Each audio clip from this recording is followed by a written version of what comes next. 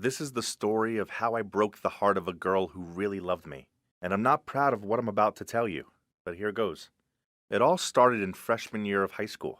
I was living on Mayotte Island, which is a super beautiful French island. And unlike all the stylish guys at my school, I was pretty lame in comparison. Not only was I overweight, as in 95 kilograms, I was also one of the dumbest kids in class. Basically, I was a bit of a loser. And because of this, no one really wanted to be my friend. I was always eating lunch alone, and not one kid would sit at my table. This went on for a whole year, and by the time summer break came, I decided I couldn't take it anymore. Something had to change. So while everyone at school was vacationing and partying and enjoying the summer, I was working on something else. I set a goal for myself to lose weight before we went back to school, and I was really determined. I did a lot of research to figure out the best way, watching lots of YouTube videos and reading articles on Google about losing weight. And believe it or not, I stumbled across a really simple way. All I had to do was drink a lot of water and eat less, and I'd easily lose weight. At least that's what the article said. So I gave it a go. And I'm not gonna lie, it was tough. Some days I'd have killed for a soda, and there were moments where I gave in to my cravings and binged on a liter of ice cream. But then I'd think about the fact I had no friends and how lonely life was, and my motivation would come back. By the end of summer break, I'd done it. I couldn't believe it. I'd lost 26 kilograms in total. So I was down to 69 kilograms, and for a 1.85 meter tall guy, that is very slim. That first day back at school, all eyes were on me. Every single girl suddenly noticed me, and some of them even tried to speak to me. One girl asked if I was a new kid, and I almost laughed. Did I look that different? Even though girls were suddenly interested in me, I wasn't interested in them at all. That wasn't my goal. My goal was to get friends, and it happened very quickly. Pretty soon I had a big group of friends, and because I felt more confident, my grades also started to get better. All of a sudden I understood what socializing felt like, and I got invited to parties for the first time in my life. At one of these parties, me and my new group of friends were joking around and decided to make a bet to see who could get Najma, the prettiest girl in school, to go out with them. Najma is very petite, but she has such a beautiful body. And don't get me started on her face. Her eyes are this deep chestnut color, and her skin is so clear. Plus, she has these really cute cheeks that always blush pink when she smiles. Honestly, she's gorgeous, and every single guy in our school was crazy about her. But even after lots of attempts, none of them had managed to get her attention. Now that I was feeling good about myself and looking pretty decent, I decided to give it a go. I wanted to win her over. One day I approached her at the bus stop. She was standing there on her own, and I just casually walked over to her and started making conversation. We got on the bus and we chatted the whole way until the bus reached her stop. Just before she got off, I asked for her number. And to my complete surprise, she actually gave it to me. Jackpot! On the one hand, I was super happy that my first attempt to ever flirt with a girl had ended so successfully. But on the other hand, I knew I was about to do the worst thing ever. Play with a girl's heart just to win a stupid bet. I really regret what I did back then, but I had no other choice. I was scared that if I failed at this one thing, my friends would ditch me, and I'd be a loser again. There was no turning back now. And no room for failure either. I would succeed at this, just like I'd succeeded at losing weight. I gave her a call and we chatted for like 3 hours. It was amazing. After that, we spoke every night on the phone and became really close. 2 weeks later, we were an item. And it was official. I had a girlfriend. On our first date, we met at the mall. It was a nice place close to the beach, and after getting some pizza, we headed down there for a walk, and we kissed. My first kiss ever. I will never forget that moment for as long as I live. It's one of the best memories we shared together, and it'll be carved in my heart forever. That's how special it was. Everything was going well, but after a few months of being a couple, I slowly started to drift away from her. I don't know what got into me. I just started ignoring her calls, and even ignored her at school too. She tried to sit with me at lunch, but I always said there was no space, but that I'd call her later. I was seriously being mean to her. Well, eventually she started to think something was wrong, and at first, she suspected I was dating someone else behind her back. But later, the real truth came out. She found out that I was only dating her because of a bet. Some guy in my class called Lara told her. That was such a bummer, but I wasn't too surprised since Lara was my worst enemy. He's been constantly making my life a living hell, and guess he couldn't just let me catch a break. Of course, she broke up with me. A few days after she found out the truth, she called me to end things. As soon as we hung up, I felt so bad and realized that I really did have proper feelings for her. At first, it had just been about the bet and impressing my friends, but there was no denying that I legit liked this girl. I missed her so much, and it quickly became obvious that she was missing me too, because one night I received a message from her on Facebook that she must have sent to me by accident. It said, "Oh, I just miss him so much. Even though he hurt me, I know he's a good guy. I don't think I'll ever be able to get over him." I caught a glimpse of it on the notification, but when I opened it, the text was removed. She must have meant to send it to her friend, which is a bit awkward. So I acted like I didn't see it, but now, at least I found out she still had feelings for me. By then, though, it was too late. I'd moved to mainland France for university, but I missed her so much. It's been 10 months since then, and I still have feelings for her. We got back in contact and chat 3 times a week, even though she's still on Mayotte Island and I'm in France. But she thinks it's better if we just stay friends now, as she's not ready to be in a relationship with me again. She's just graduated from high school, and I really don't know what to do. I just want to be with her again. But do you think I've ruined my chances forever?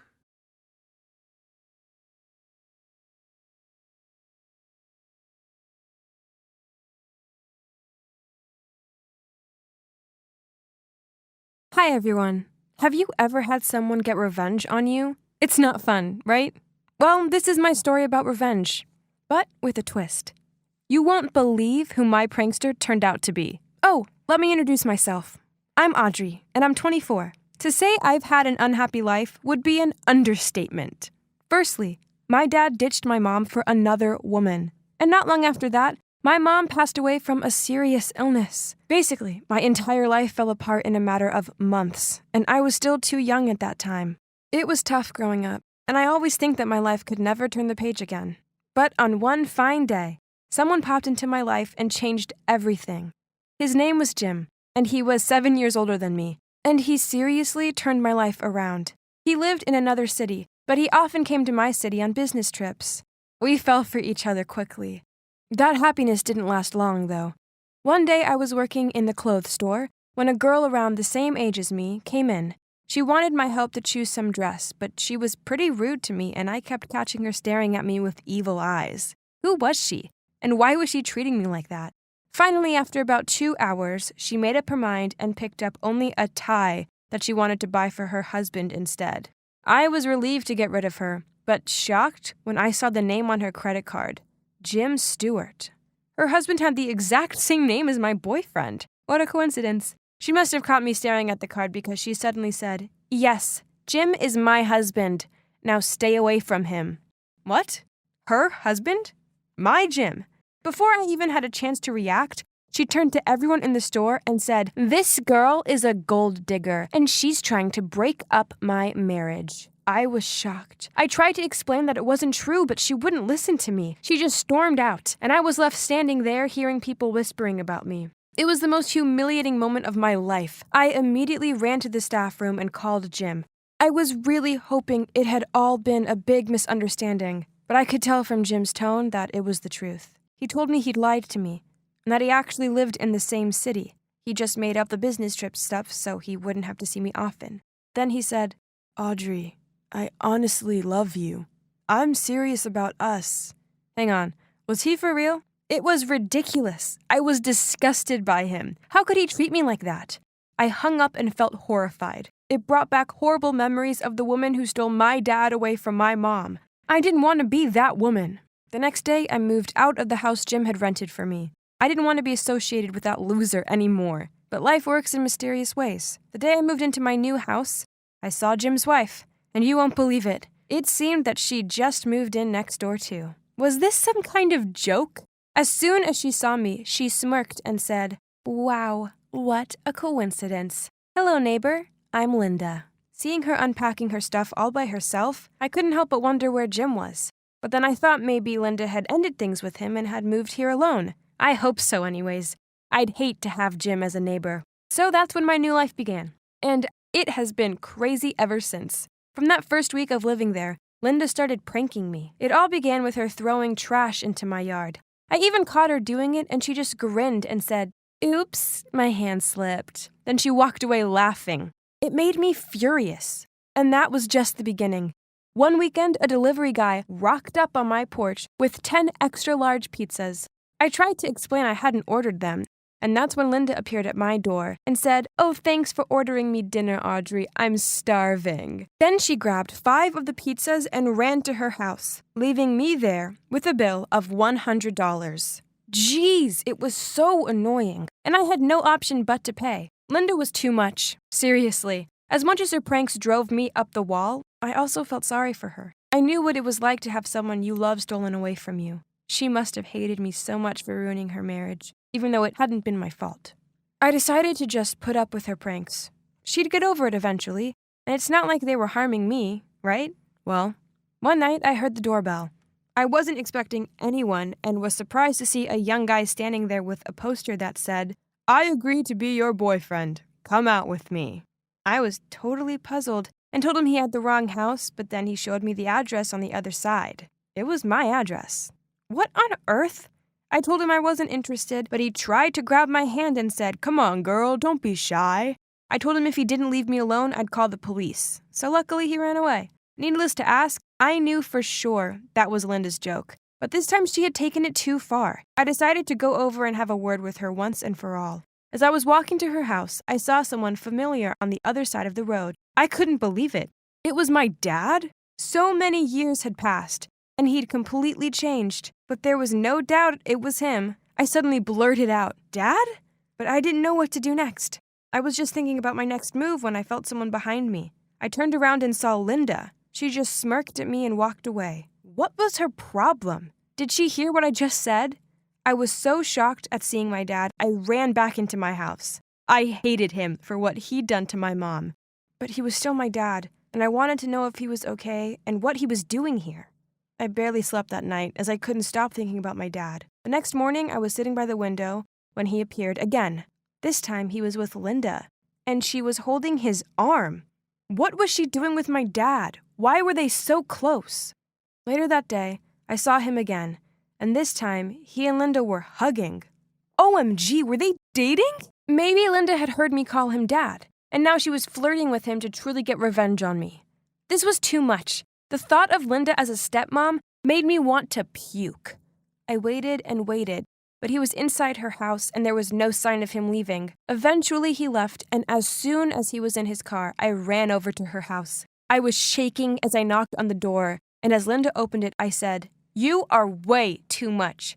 Can you just stop with the revenge already?" Linda looked confused and said, "What the heck are you talking about?" Linda still didn't seem to get it, and I was about to explain when I heard footsteps. I turned around and my dad was right there. He said, "What's the matter, Linda? Why are you fighting with this stranger?" Huh? Stranger? Didn't he recognize me? Then Linda butted in and said, "It's okay, Dad. We're just having a misunderstanding here." What? Dad? Is he your dad? Really? I stammered. "Yeah, why? What's the matter?"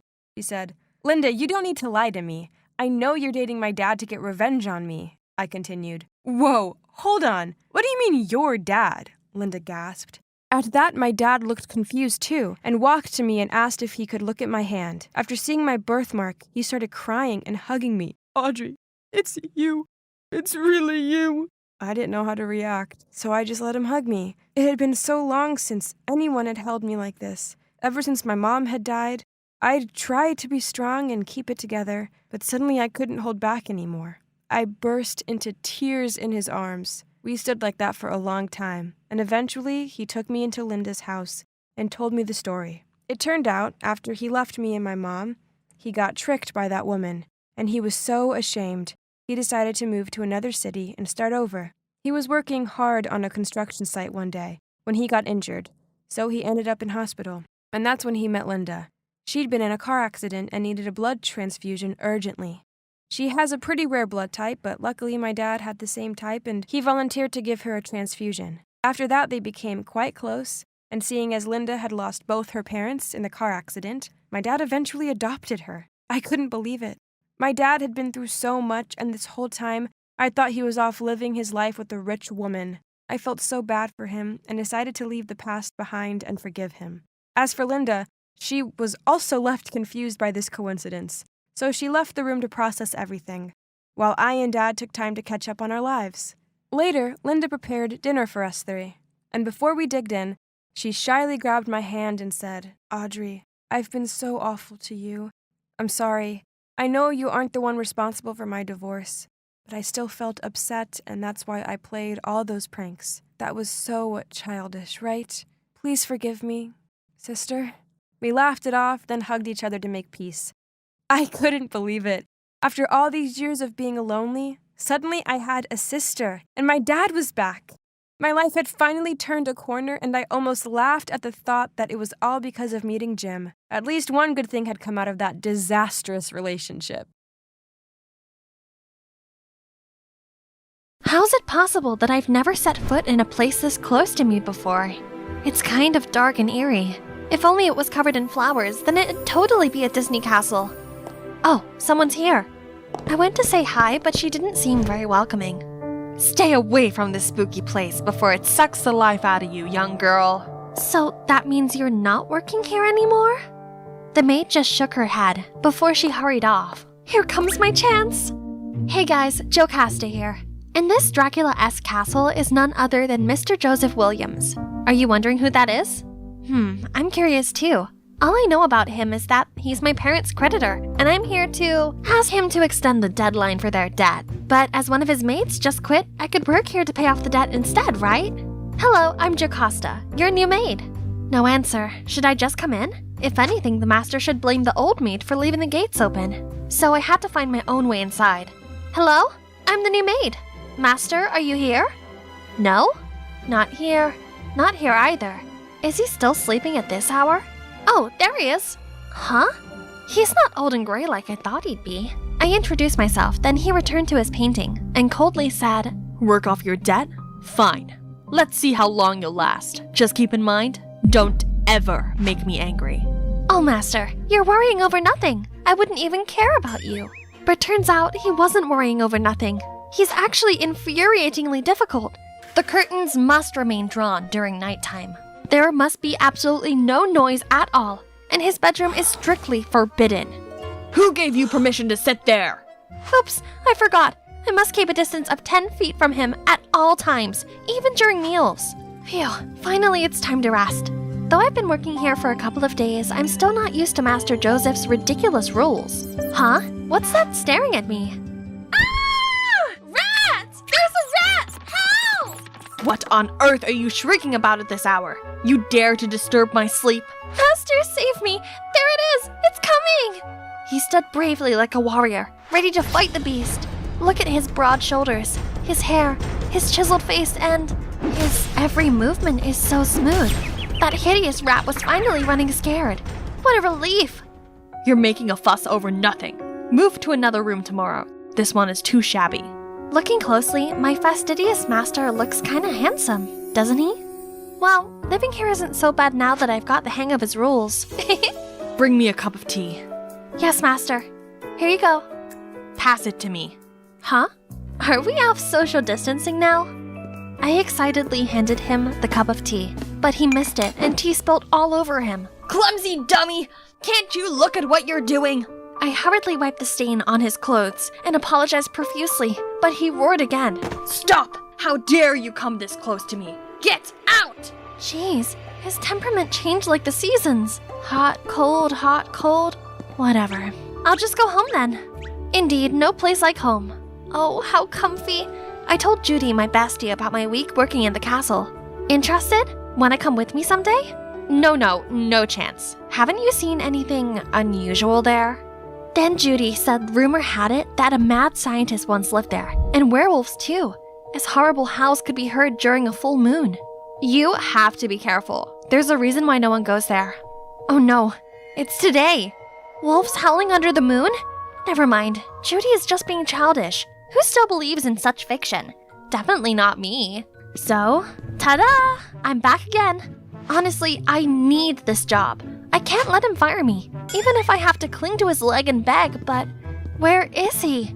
Should I opened the door to see him lying there, surrounded by dull paintings, while tools scattered everywhere. What happened? I tried lifting him, nudged him. Still, he wouldn't come around. Then suddenly, his eyes opened. Hey, the 10-foot rule doesn't apply because that was an emergency. Have you eaten anything since yesterday? As I thought, if you still want to kick me out now, you'll have nothing to eat. After that incident, Joseph seemed more at ease. He stopped threatening me with his rules and just let me ramble on. One time, when I was napping on the couch after cleaning, he even put a blanket on me. I haven't slept yet, dear master. Then one day, a middle-aged woman appeared at the gate. She introduced herself as Joseph's mom and gifted him a beautiful bird. But she didn't come inside and just sarcastically said, "Oh, my son's got a new mate again? This weird boy. So sorry for you, poor girl." I brought the bird to Joseph, excitedly told him that his mom just dropped by. "Look what lovely present she got you." Lovely? That woman's just mocking me. I'm stuck in this place like a bird in a cage. I think it's a thoughtful gift. You seem to like painting birds. Stop prying. This is none of your business. Okay, I'm sorry. But it's your own choice to isolate yourself from the outside world. Come with me. I have something special to show you. Oh, this place is still as gorgeous as the first time I came here. Looks like Joseph is mesmerized too. See? The world is beautiful. You just need to look. We were walking along the blooming flower path. Then suddenly, He's coming! The wolf! Wolf! then all the gardeners immediately scrammed in panic. What have I done to you, you morons? Beautiful, you say? Then Joseph stormed off. I tried to catch him, but ouch! I tripped over a rock. Oh, it hurts! It freaking hurts! Then let me apply the antiseptic cream. No, that will only make it worse. Maybe doing something fun could ease the pain. I'll be distracted from this. Please, can we watch a movie? And of course, he couldn't refuse. Oops, awkward. Clearly I didn't think it through when picking this rom-com. Wonder what my master is thinking. Oh gosh, there's no need to be that emotional. His scary appearance startled me. Eyes turned white, mouth snarled, as if he wanted to eat me alive. I tried to stay calm to ask him what was going on, but Joseph was like a madman, frantically smashing things and howling. Stop, Joseph! Please don't do it! Ah, my arm! Realizing that he just hurt me, Joseph seemed to regain his senses. He then ran off in a panic. I quickly hugged him. It's okay, calm down. Once he'd felt better, he started telling me his biggest secret. Since childhood, he'd had difficulty controlling his emotions, which often led to outbursts of anger. Later on, the moon also triggered this reaction after his stepfather passed away on a full moon night, and it then became traumatizing because Joseph feared he'd been the cause of his death. That was also the cause of the tension between him and his mother. I think I was born with this strange condition. As a child, my stepfather used to give me some medicine to keep it under control. His stepfather used to give him pills? Judy also mentioned the mad scientist who used to live here. Is that...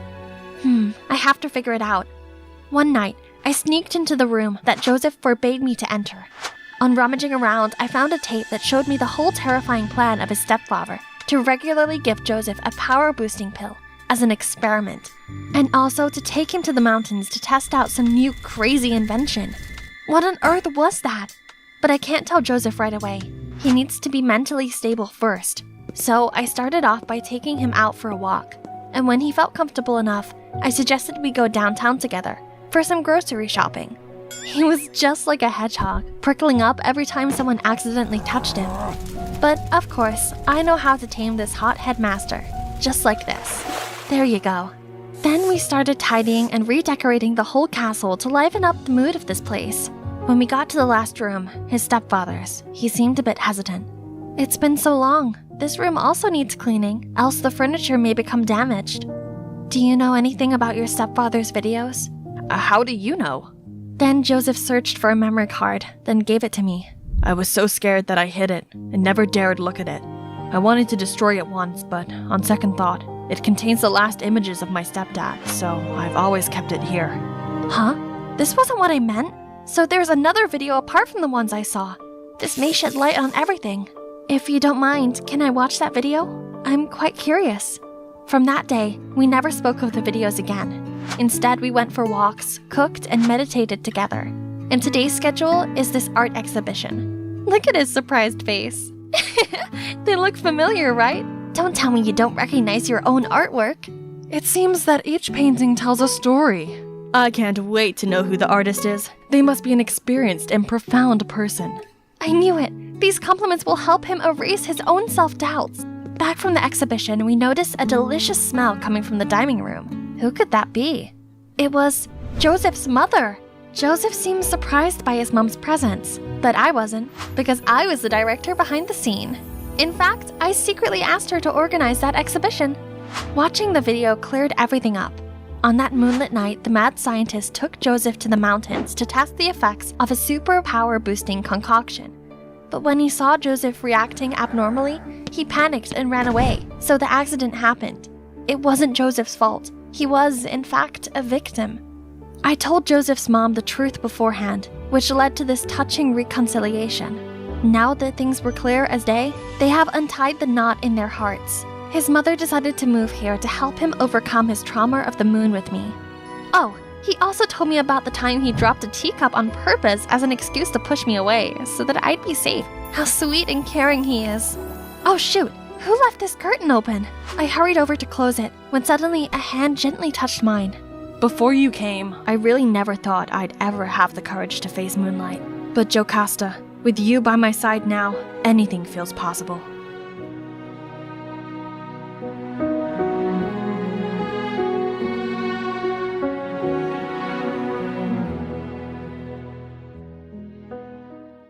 Annyeonghaseyo! I'm Minzy from Seoul. Do you believe conspiracy theories are real? Because I do. Before I tell you my paranormal story, please like and subscribe. Nothing much to say about myself. I'm timid, introverted, but above all, I have a big ambition to webtoon horror category. Ahem! It's one of a kind, right? I've spent sleepless nights on that. Go kneel in the hallway for 30 minutes. Now!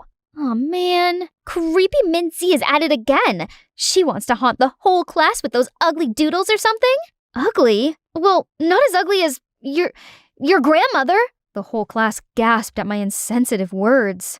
But it's that girl. Supin's fault first. No matter how invested I was into my draft, it only ended up another chance for Supin and her posse to laugh at me. And well, thanks to my poor communication skills, no one wants to be my friend. Well, except Hajun, my childhood friend. He's always been so nice to me. Not to mention, he's handsome, friendly, and smart. You could tell I had a crush on him, right? But of course, I have no guts to tell him. One day I was riding my bike around when I suddenly saw flyers from Blackwood Publishing, the biggest publisher on Webtoon. They're looking for a comic collaborator. Oh wow, I could send mine to them. But would I stand a chance? I bet the candidates are way more talented than me. I guess I better stop dreaming. Just then a skater kid dashed towards me. I managed to dodge him, but ended up crashing onto the pavement fence. I felt myself flip through the air, and then everything went black. When I opened my eyes, I found myself on the hospital bed. Mom and Dad were beside me. They looked like they couldn't believe it, then burst into tears? Minzy, honey, you're finally awake. Thank God. You've been in a coma for the whole month. We were worried sick. Hold on a sec. A whole month in a coma? Was I that seriously injured? It took me a few days to recover and process all of this before going back to school. Bet these kids didn't even notice I was missing class for a month though. But suddenly, someone sprung on my back. Supin? Ah, here you are, Chingu. Let's go shopping today. The dress you picked me last time was perfect for my date. What dress? Am I friends with these mean girls now? And not just them. Everyone else seemed to be friendly to me all of a sudden. They gave me cookies, carried my food tray, and even lent me their notebooks. It's weird, but kinda nice though. Except the only person I cared about just straight up ignored me. Hey, Hajun, wait up.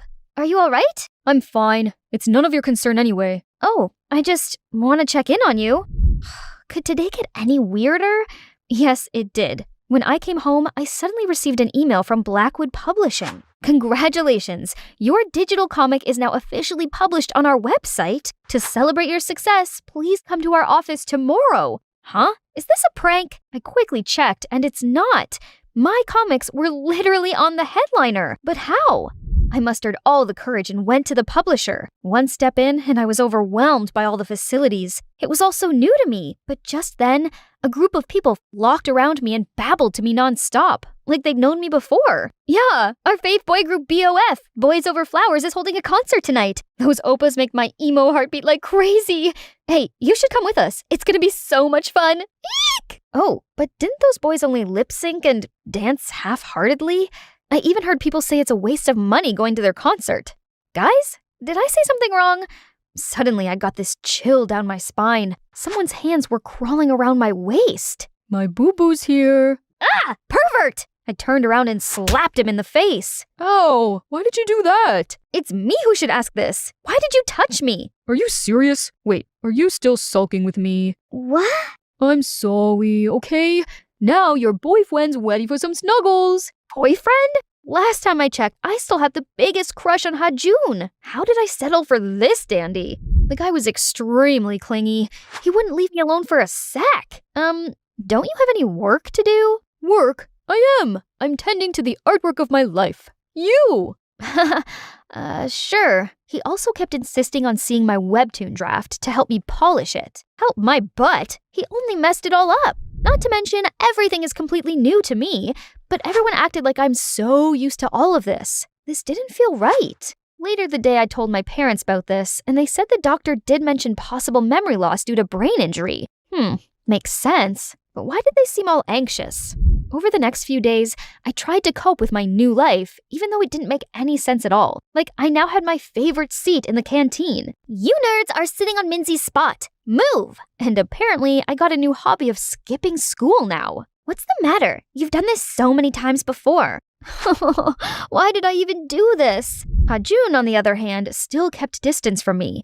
Until today, we had a project discussion. I tried to break the ice, but he only replied coldly. Why are you here? This whole month you've ditched me to hang out with your hot friends, and now you suddenly want to talk to me again? The whole month? What do you mean? You suddenly turned 180 degrees and became this attention seeker. You even pulled stupid pranks on those mean girls and got them to worship you as their leader. But I was in a coma the whole month.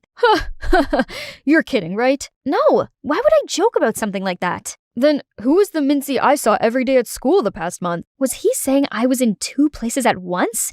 How was that possible? Hajun came up with a bunch of conspiracy theories, then concluded that I had an imposter, and she had been replacing me while I was in the hospital. It made perfect sense, but so bizarre at the same time. Seeing how freaked out I was, Hajun gently comforted me, saying he'd help me figure this out. I knew it. He still cared about me deep down. While we were discussing, Supin and her clique came interrupting us. Hey, Mincy! What are you doing with this geek? Remember our group meetup today with the Ansun Highs boys? Meetup? No, I don't think I can. Of course she remembers. Can I come too? I'll keep my mouth zipped. Fine. Now hurry up. Psst, what are you up to? Your imposters must have known about this meetup, so she might be there. This is our chance to catch her. Except the imposter was nowhere to be found, while I was stuck with these self-obsessed dudes. Where's your sass, Mincy? Introduce yourself. Oh, hi. I'm Mincy. You can call me Sugar Mincy, 'cause I'm sweet as pie and you sure want to take a bite. The whole room was dead silence. Girl, you got no riz. Wonder why you can't date anyone. Everyone was laughing at my face. Luckily, Hajun grabbed my hand and took me out of there. Here's much better. But I couldn't help but thinking how my life had turned upside down because of that imposter. You all right? You don't have to force yourself into a mold that isn't for you. You're special for who you are. And I prefer this you rather than that imposter. I could feel something churning in my stomach. I'm so glad I always have him by my side. The next morning, Supin and her clique suddenly came to apologize for laughing at me. But why?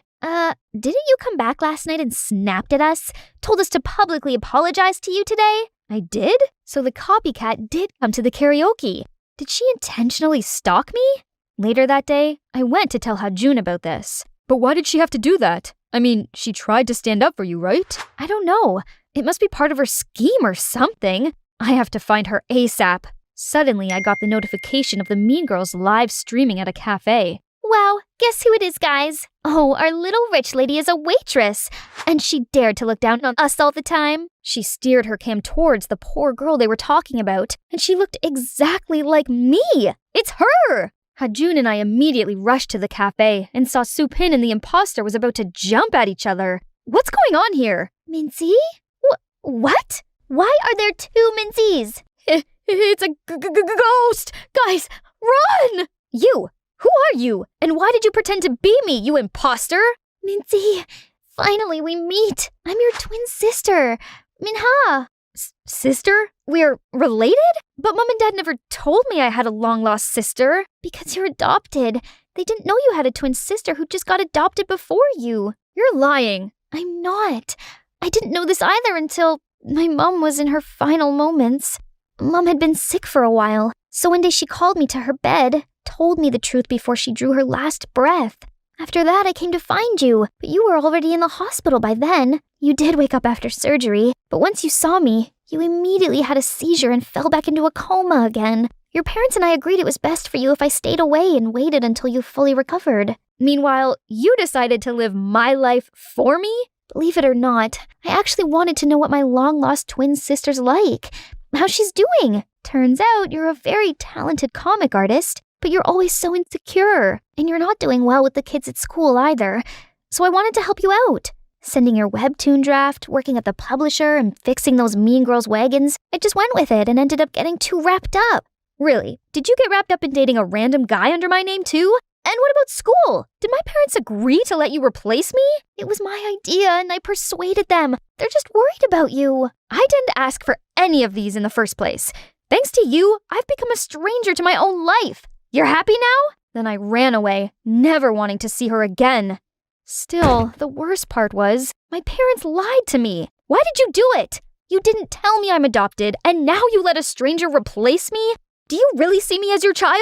Minty, honey, of course you're our daughter. Nothing could ever change that. We were afraid you'd be sad if you knew you were adopted. Truthfully, we love you more than you can ever imagine.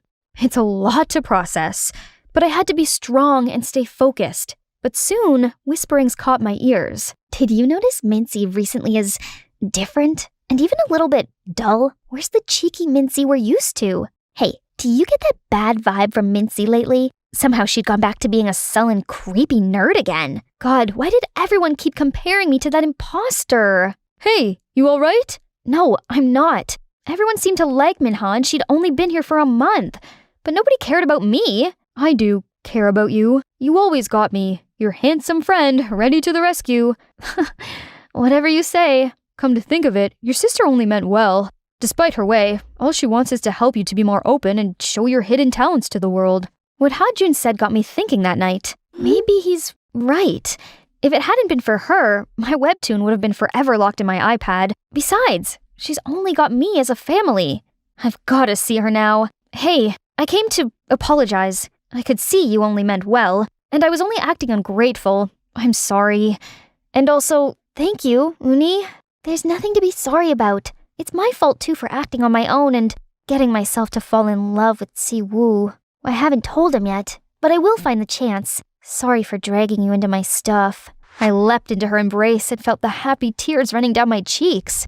After the teary reunion, we spent hours catching up with each other. It's like we're reading each other's minds. Must be the twin bond.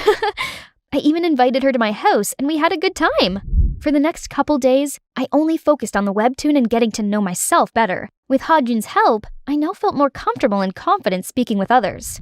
One day at the publisher, while I was having a little chit-chat break, a colleague rushed in. Minzy, did you hear the news? Your webtoon won the first prize of Comic Award. Comic? The most renowned award in webtoon? Oh my god, I'm dreaming, right? My hard work finally bore fruits. I was celebrating with my colleague when out of nowhere, Si-woo dragged me out. You better announce me as the co-author. I helped you with the sketches, the script, the coloring, yada yada yada, remember? What? You were only messing it up. Do you even know what the story is about? Babe, don't challenge me, or else I would tell the director, aka my dad, to kick you out. And by the way, let's break up. Excuse me? You really think I like you? Oh, please. I only do it for your webtoon, babe. Ugh, that dandy jerk. I knew he was no good, but what could I do now? Later, I told Minha everything, and she was heartbroken and begged me to help her sneak into Si-woo's office. So I did. Si-woo, please don't leave me.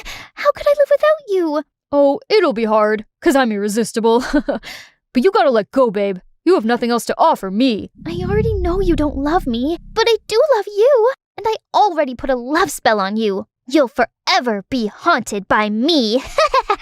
Then, Minha fainted, crashed on the floor. Scaredy cat Siwoo was freaking out. Hey, you're not gone, right? Suddenly, the light turned off. What in the Holy Spirit's going on? The light turned on again, and the guy stopped screaming until he saw me. Hi, babe. Ah! What are you? You don't recognize me? It's me, Minji, in spirit form. Stay the heck away from me. After every despicable thing you've done to me, Please. come with me, you crooked. To where? To the other side! He was so scared his eyes went white. Then he fainted. Serves you right! And let me introduce my E-Kip with Minha, who should win Oscars for that performance, and Hajun, who's behind the light effect. Didn't think of that, did you? After that, Siwoo kept insisting I was some spiritual force that haunted this place. Then eventually, he quit the job. And of course, I had the full copyright of my webtoon and was eligible to receive the Comic Award. My career has just begun as I decided to continue to work at Blackwood. Mom and Dad also decided to adopt Minha into our family, and we could finally be together. That's the magic I wanted to tell you. This unexpected event changed my life for the better. Chance doesn't come twice, right? You have to grasp it. By the way, I want to ask, do you guys have any unexpected events that changed your entire life? Tell us in the comments below. Hang on, here's one more thing I have to do for the old shy me. Hajun, I've been wanting to tell you something. The past event got me thinking, if I don't start telling you how I feel now, I might regret it later. So, Kim Hajun, I like you.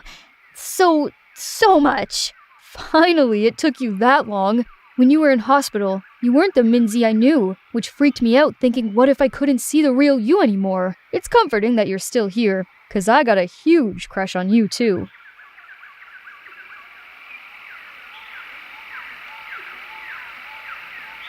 Hey, Alex! I felt someone tap on my shoulder. I turned around to see who it was and, it was Roxy, my crush, who also happened to be the most beautiful girl in the world. I figured I must have been in her way, so I quickly mumbled out, "Sorry," and stepped aside. But out of my surprise, she smiled at me and said, "So, a little birdie told me you like me? You know, I think it's cute you haven't made a move on me yet, not like most of the guys around here." I stared at her open-mouthed. Was I dreaming? I pinched myself to check. Nope, this was real. So I nodded my head and muttered out, yeah? My friend's having a party at their frat house on Wednesday. You want to come?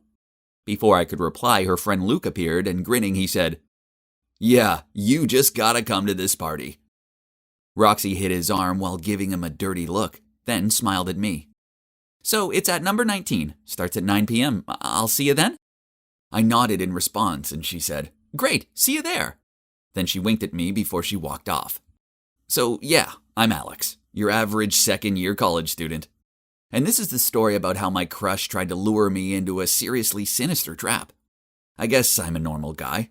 I'm not as rich and popular as the kids from the frat houses are. Instead, my room is in the regular dorms, and although I'm not ugly or unpopular or anything, I'm easily overlooked. So I kept my crush on Roxy a secret because she was way out of my league. She was so beautiful, this was crazy. How did she even find out that I liked her? I couldn't believe that she'd asked me out. This was mad. At first, I felt like the luckiest guy ever. But then as I watched Roxy walk back to her friends, I noticed them giggling, except for this one girl called Sophie. Meanwhile, Luke was making everyone high-five him. He was always a little odd, and he spoke to people in strange ways. Then I caught Sophie's eye, and she gave me a look that said, "Don't." Then she promptly looked away. Her jerky boyfriend Jack had his arm around her shoulder and was tugging on one of her trademark pigtails as he glugged back his drink. I had no idea what she saw in him. But what had her look been about? Back in my dorm, I discussed it with my roommate Ben, and he said it sounded like a setup. As much as I wanted it to be legit, my gut instinct was also saying that it was too good to be true. So the night of the party, I decided to take a look out my dorm window, as it's in the perfect location to get a clear view of the frat houses. I counted the houses down to number 19. Then I took out my binoculars, for which I used for field research studies, to take a closer look. The house had a large rainbow pride flag hanging from the two windows. This made me wonder why Roxy would want to go to a gay party. I saw a lot of feminine-dressed men, and the only two girls that I could spot were far from attractive. And it seemed like they were a couple. And then there was Luke in the front yard holding 2 drinks and looking around like he was waiting for someone. Where was Roxy?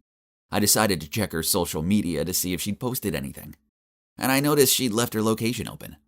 She was in a nightclub, Diego's. That was strange. So I gave the party a miss, and instead Ben and I went to a student bar. I told him about it, and he said it sounded like I dodged a bullet. The next day I was sitting with Ben and some of my other friends in the canteen when Roxy stormed over to me and yelled out, "How dare you stand me up? Who do you think you are?" Luke appeared and said, "Yeah, why not show?" I just shrugged and said, "Roxy, I know you weren't there. Your phone location's public. You were at Diego's." She hesitated, then said, Yeah, my friend borrowed my phone. But what you did was so creepy, you stalker." As if. Roxy was never without her phone, so I wasn't buying her story. This whole thing didn't make any sense, so I sort of mouthed out, "Whatever, Roxy," then carried on eating my lunch. After that, she started making my life a living hell. She told everyone that I was stalking her, so random students started coming up to me and telling me to leave her alone. Then someone covered the dorm corridors in leaflets with a picture of my face and the word stalker written across them.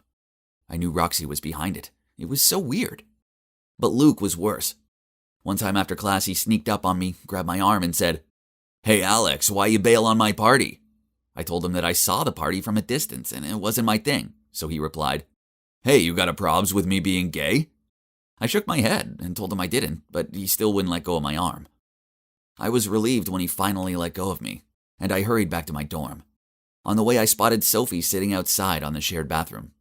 Hang on, why was she in a flood of tears? I asked her if she was okay, but she told me to go away. Although I didn't want to put my nose where it shouldn't be. But I wasn't heartless, so I left her my bottle of water before I walked off. I said, "If you want to talk about it, I'm here for you." I was unlocking my dorm room when I heard someone cough behind me. I turned around to see Sophie standing there. She thanked me for the water and she said she wanted to talk. I led her into my room and she sat on my bed. And staring at her feet, she said in tears, "I caught Jack and Roxy by the locker rooms, but when I confronted them about it, they just shooed me away." I sat down next to Sophie and hugged her. This was horrible. It looks like I've been so wrong about Roxy. She wasn't my dream girl at all. Instead, she was a nightmare. Sophie continued, "It gets worse. Roxy stole my assignment and submitted it as her own. It's due tomorrow and I don't have the time to write a new one." She started crying again.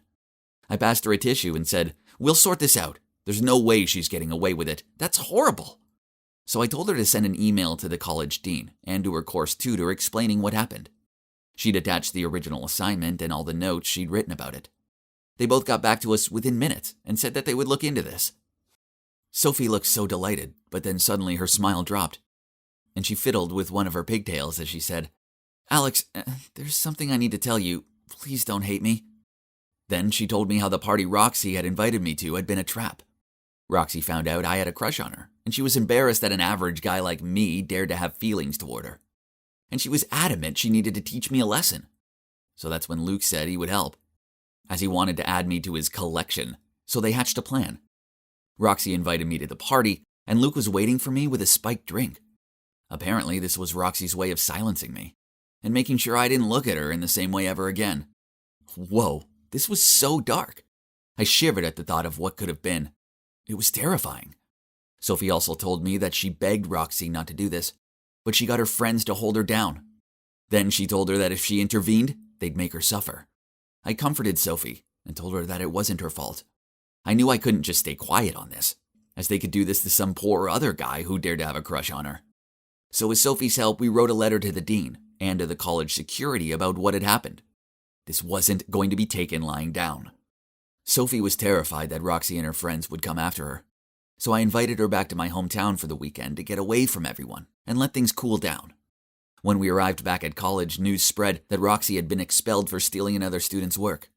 As for Luke, the cops raided his frat house and found loads of banned substances hidden in there. It was so serious that it went to court, and they ended up in jail. As for Jack, he tried to guilt-trip Sophie as to why she should get Roxy expelled for dumb reasons, but she stopped talking to him anyway. I often think back to the night of the party and what could have been. My life would have been ruined, and what for? All because I dared to have a crush on a beautiful girl. I say good riddance. Some good has come out of this whole mess. Sophie and I grew closer and started dating. Now we've both graduated, and that's not all. We have 2 amazing kids together. I love my beautiful family with all my heart, and I just want to protect them from all the bad in this world. So in short, I don't think that just because you're beautiful, rich, and popular, that you get to get away with doing whatever you please. Regardless of age, sex, looks, and so on, everyone deserves to be treated with respect and compassion.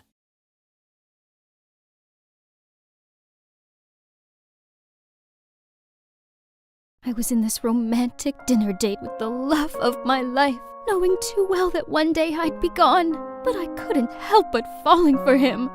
I'm in love with you, and I know that love is just a shout into the void, and that we're all doomed, and that there will come a day the sun will swallow the only earth we'll ever have, and I am in love with you. Cut! Excellent, Eleanor! Well, that was the usual in the life of an actress. Oh, hey, didn't catch you there. I'm Eleanor, from LA. My life as a kid was a bit different from others. While they were surrounded by dolls and toys, I was wrapped up in the limelight. Being a superstar seemed fun back then, but the glitz and glamour of showbiz gradually wore me out. My momager never let me take a break between gigs, so there's no time to hang with people my age. You know, I missed out on doing normal things like having sleepovers and going to birthday parties, and before I knew it, I was already swarmed with work and work. Sweetheart, I've got you another script. Take a look. Whatever, Mom. FYI, Jeremiah is also on the show. Seriously? Mom, that heartless jerk cheated on me. No way am I working with him. Eleanor, be professional. I've already signed the contract. Besides, Mommy's Bentley collection is missing this shiny golden one. I don't give a damn about your stupid car. Stop treating me like a GoFundMe for your lavish lifestyle. Mom can be insufferable sometimes. She dictated everything. But why bother now? No showbiz, no Mom's orders. I can do whatever I want. Bye-bye salad and hello chocolate cake.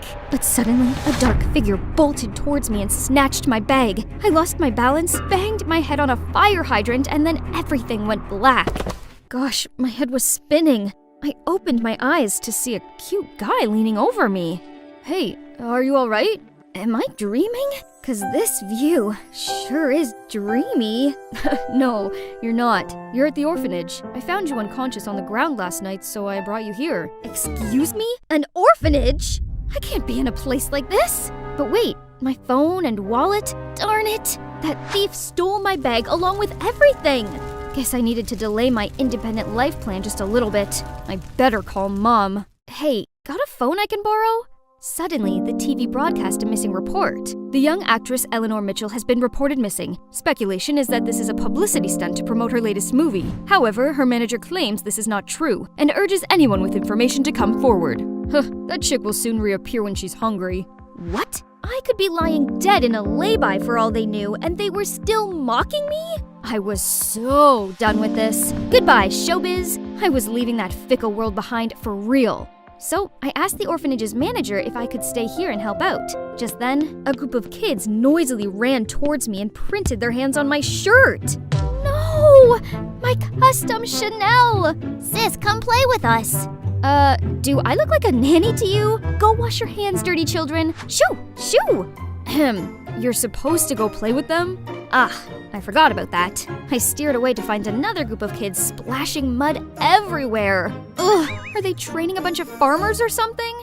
The next morning, this strange screeching noise startled me. It's only 6 a.m. I sluggishly dragged my feet out of the room. People immediately threw me judging looks. I guess my first day at work started off on the wrong foot. I barely had time to sip my coffee before they made me do the washing by hand. This wasn't the Dark Ages. Hadn't they ever heard of a washing machine? One of the staff got annoyed with me and shooed me away. Alrighty, I'd go help in the kitchen. Peel half of these. Easy peasy. Just give me a few minutes. Voila! I'm good, right? But somehow, they still got mad at me. No other choices. I headed to the children's, but this place is pure chaos. I sure wish I had my earplugs. Suddenly, I felt someone grabbing my leg. I looked down to see the cutest pair of puppy eyes. Sis, can I have a bite of that? Aw, how could I say no to that? But as soon as I gave her the cake, her face changed into a devilish grin. The little girl grabbed a big chunk with her bare hand, then smashed it into another kid's face, and the cake fight began. Caleb opened his mouth to say something, and a massive piece of cake flew into it. Oh my god, Caleb, are you alright? I didn't know they were gonna mess with the cake. You did this? Oh, you're so dead to me. He grabbed the cake and started chasing me across the room. What? This was so unprofessional. Right, that's it. Watch out, Caleb. Okay, so the manager wasn't very happy with us, but honestly, it was the most fun I'd ever had. Besides, after the cake fight, the kids seemed to like me. Whenever they saw me, they clung to my legs and begged me to play with them. One day I was in the garden attending to the flowers when this little girl ran over to me in tears. Oh, Pumpkin, what's wrong? Bella was adopted a few days ago, but they just brought her back. Poor kid. All I could do was pull her into a warm embrace and pat her back. Do you know what it is these kids crave the most in the world? Not new toys or expensive clothes. They just want love. Love? I never thought something so simple could seem so unreachable to these kids. Well then, this Eleanor will make sure they'll be showered in love from now on. There's still some troubles, but luckily, I had Caleb on hand to help. Then one night, I was sitting outside looking at the skyline when Caleb came over. He leaned across me and pulled something off my cheek. Oops, the kids must have stuck it while I was asleep. That's on you for giving them a sticker book. Eleanor, I'm glad you're here. I really like you and I'm falling in love with you. Will you be my girlfriend? Wow, I wasn't expecting that, but Caleb was a great guy, so being with him made sense, right? And the following days were fantastic. We found out lots about each other. Oh, there's something you might be surprised about me. I used to be an actress.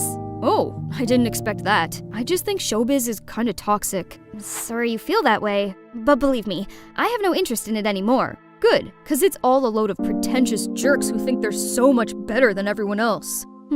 That's harsh, I guess, but he's right though. Anyway, I've already found fairy tale love right here. But to be honest, I did miss the elaborate sets, the stunning costumes, the dazzling studio lights, and the feeling of morphing into a different character. So sometimes I played out Disney princess roles for the kids. But one time, Caleb stormed in on us. Look at you! You've fallen back into your old ways. Come on, kids. You have better things to do than this. My heart thumped in sadness. Acting was a part of who I was. It seems like he'd never understand that, and I don't want to upset him either. So I guess I had to put aside my passion and just focus on my new life here. One day while skipping towards the playground, I slipped on a banana peel and was about to fall when a strong arm caught my back and helped me to stand up. Surely he did have a strong build and a gentleman manner, but who is this guy? I thanked him, but he just stared at me. You look just like Eleanor Mitchell. Well, I am her. Oh, you left showbiz for real? I thought it was just a media trick. Oof. What was his deal? Was he a reporter coming to dig up dirt? Oh, sorry, just kidding. But are you serious about quitting acting? You've got talent. All you need is a good script to sink your teeth into, instead of those terrible ones you've been given. Huh? Was that considered a compliment? Turns out, he's Frederick, a young screenwriter who came to the orphanage for inspiration and to help out. He even set up a mini theater for the kids to have their first cinematic experience. As you can see, anything's possible in movies. Even our most magical dreams can come true. I suddenly remembered why cinema had captivated me in the first place. It opened the audience to multiple perspectives and worlds. This is the cinema I love and dream of being a part of. And maybe that's why I'm naturally drawn to Fred. He might seem a little playful, but when it came to movies, he turned into another person. I cannot deny that my flame for acting was rekindled by his genuine sharings. I mean, everybody loves Fred. Look. Well, maybe not everyone. Okay, kids, but remember, studying is priority so that you can have a better life. Acting and scriptwriting is just a pipe dream. It's not real. Yes, studying is important, but arts are what we live for, what nurtures us from within. Art has no value. Investing money in arts is like throwing it out the window. There are people who barely have anything to eat. Why not use that money to help them instead? Gosh, these man children. They looked ready to start a fight, so I had to step up and stop them. After that day, Caleb and Fred were constantly giving each other dirty looks. I tried to calm Caleb down, but he got mad at me for no reason. Things only got worse between them, and I felt awkward with Fred. Just let him be. I don't want his problems to get in between our friendship.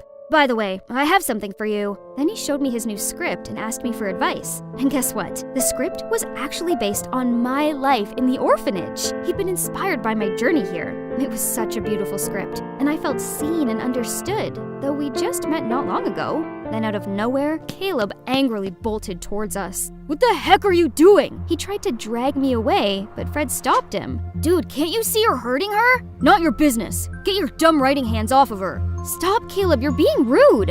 I'm not done with you, Eleanor. You went behind my back to swoon for this brat and his dumb art. I thought you'd be different, but you're just like them. Once a spoiled actress, always a spoiled actress, huh? So this is how little you think of me?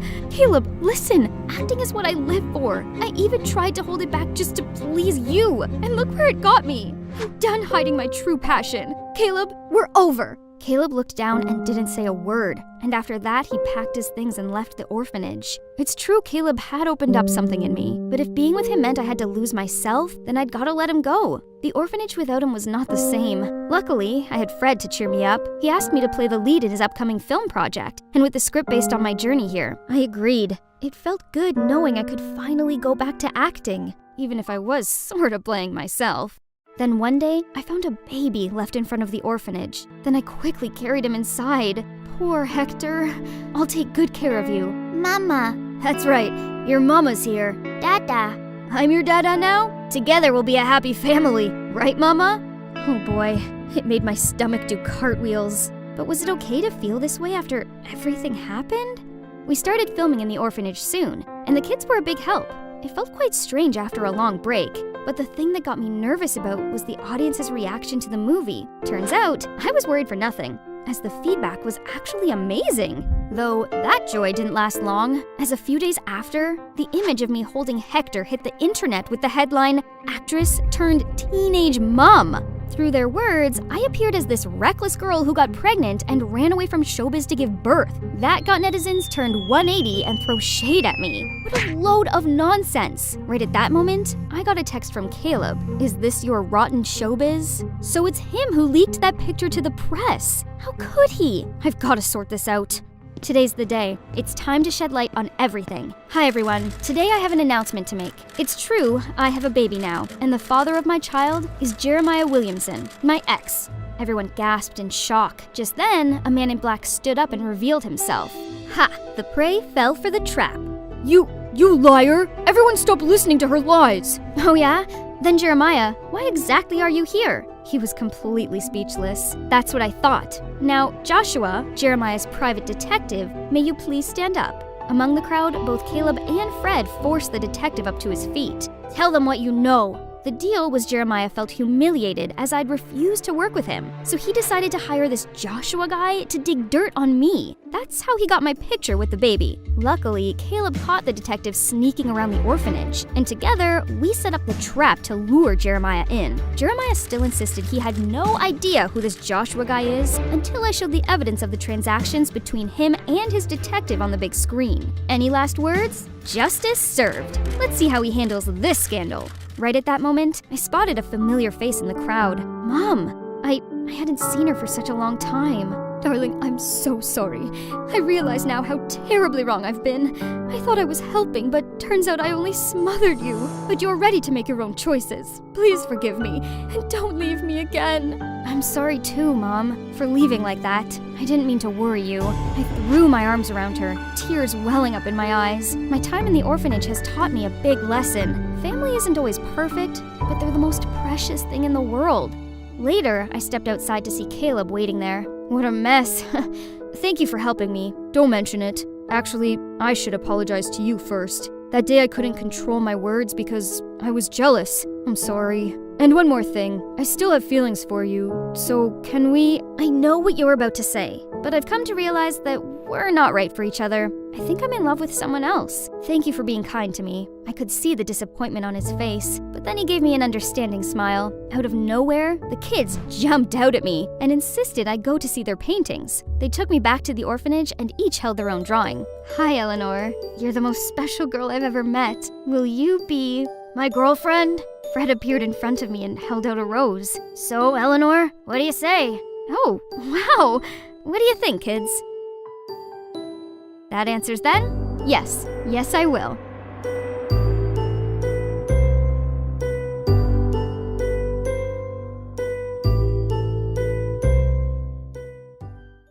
Little Jasmine was playing football with her friends when they stopped because someone had to go pee. Yeah, I gotta go too. They all went to the woods, and Jasmine's jaw dropped upon seeing them. What in the world?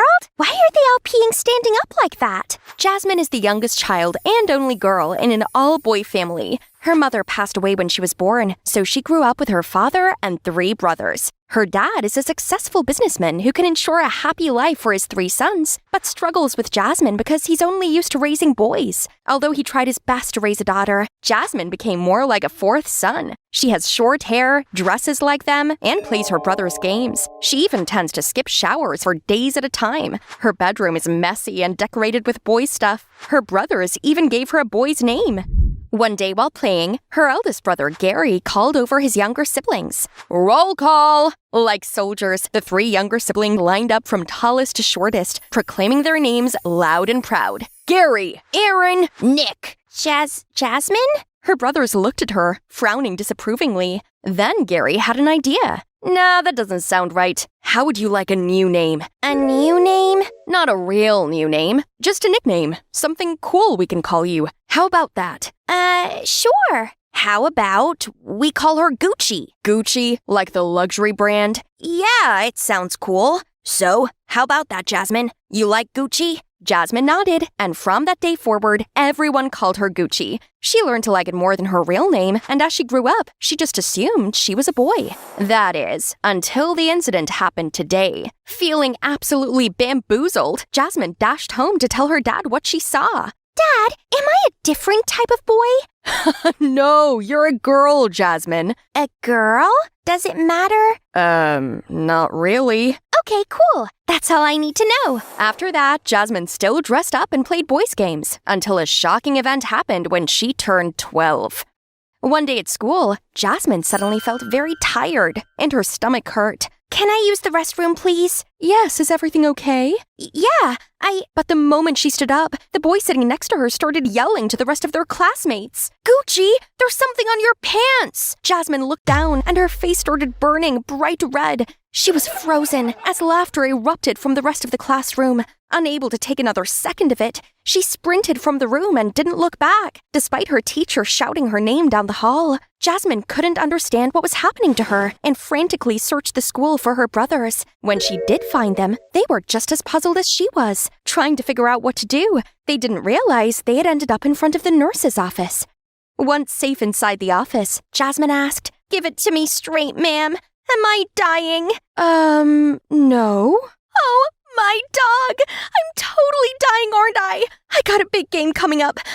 I haven't even tried. You're not dying. It's called period, honey. Then how do I stop it from happening? You can't. It's gonna keep happening because you're becoming a woman. A woman? What the? But problems still followed Jasmine even after she entered high school.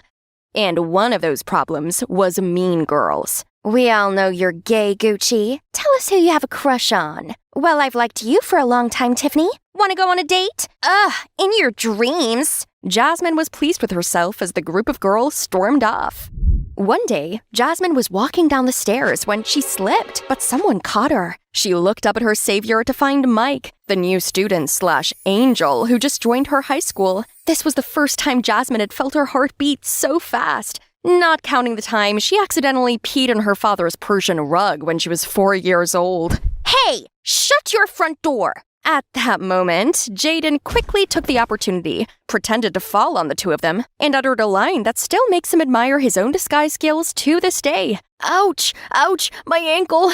Who the fudge spilled water all over the stairs? Jasmine turned to look at the person who had just spoken. Then a hand reached out. You okay, bro? Jasmine blushed and looked up. She saw Mike offering her his hand and shyly reached for it. But suddenly, it hit her. He called me bro! From then on, Jasmine continuously ran into Mike in class, in the library, and found herself falling for him. But every time Jasmine greeted him, hey, what's up, bro? But Jasmine didn't want him to be her bro. She wanted him to be her beau. She decided it was time to do something. Jasmine secretly put food and lollipops in Mike's locker and was caught by Tiffany. You know that's a boy's locker, don't you? Sorry if you're disappointed it's not yours. Why don't you just quit while you're ahead, Gucci? Mike is into real girls. I bet he doesn't even know you're supposed to be one.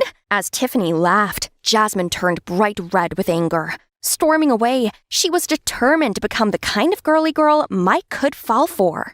Jasmine thought she would have to change from the inside out, so this would be her first destination. However, out of much embarrassment, she resorted to wearing a hoodie to fully cover herself. Jasmine suddenly noticed a saleswoman following her around the store. I'm gonna need security to get over here now. This dude is sus. No, I'm just browsing. I'm trying to find a birthday gift for my, sister. Ah, right on. We have some lacy ones, bright colors like neon green, and hot yellow that dudes really like. Jasmine felt dizzy. Just imagining wearing any of these made her feel embarrassed. Quickly, she thanked the saleswoman for her help and told her she'd come back, then hurried out of the store. How is being a girl so difficult? I wish I had some girlfriends to help with this. I have no clue what I'm doing. As soon as Jasmine got outside, she noticed Jaden checking himself out in front of a glass door. Excellent! My cover as Jaden is perfect. No one's gonna know who I really am. Jeez, this guy again. He seemed so self-obsessed. So much more girly than I could ever be. Jasmine then immediately came up with this brilliant idea, but Jaden had already left. The next day, Jasmine saw Jaden again, who was enthusiastically chatting with the gossip girls. Do these girls know how to get to the point? This gossip is exhausting. I just need them to say something relevant about Mike so I can get on with this investigation. When the mean girls left, Jasmine finally worked up the nerve to approach him with her proposition. Can you help me be more like those other girls? Like what? Chatty? More, I don't know, feminine? No thanks. Oh, come on. I know you have it inside. I don't have time for this nonsense. I have a job to do. Jaden started walking away, but Jasmine wasn't going to take no for an answer. Please, I want to get Mike to like me, and he only likes girly girls. Jaden realized this could be a good opportunity for him to get to Mike, instead of directly approaching him, which could easily raise suspicion, so he agreed. Together, Jaden and Jasmine found out that he seemed to be into designer stuff. He also adored Kendall Jenner very much. Looks like Mike has expensive tastes. Money's not a problem. Then she dragged Jaden to the mall. They bought all kinds of designer dresses, high heels, and bags, which made Jaden's jaw totally drop.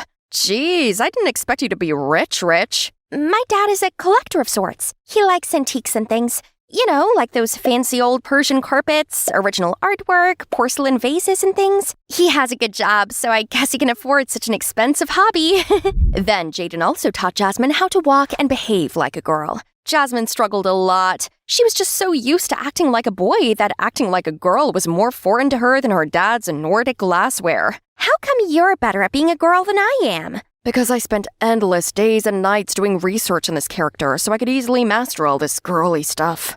Oh, I guess it's all in my genes. And that made Jasmine fall over laughing. The following day, Jasmine came to school with her brand new look and was immediately thrust into the spotlight. However, the only ones who didn't seem to notice were Mike and Tiffany. This plan seems like a bust. You can't lose the race before you've even reached the starting line. He seems to have even more faith in me than I have in myself. Gotta trust the process, I guess. And indeed, the following days, Jaden tried his best to help Jasmine approach Mike. At lunch, when Mike passed their table, Jaden designedly dropped Jasmine's apple, which he caught just before it hit the ground. Can I sit here? After a few days, Mike fell for it hook, line, and sinker. He tracked Jasmine down at the end of the day to ask her out. So, things didn't work out between you and Tiffany? Psh, no. I found out all her designer clothes were knockoffs. Can you believe that? I just hate liars. Don't you? Yeah, totally. Anyway, is that yes to a date? Absolutely.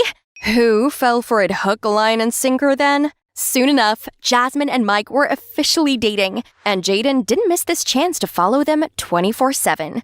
Jaden always seemed to appear out of nowhere to interrupt their conversations. So, tell us a little more about yourself, Mike. Where do you live? What does your dad do for work? Well, I lost my mom when I was too young to remember her, and I've basically lived with my nanny ever since. Dad comes around sometimes, but he spends a lot of time on business trips.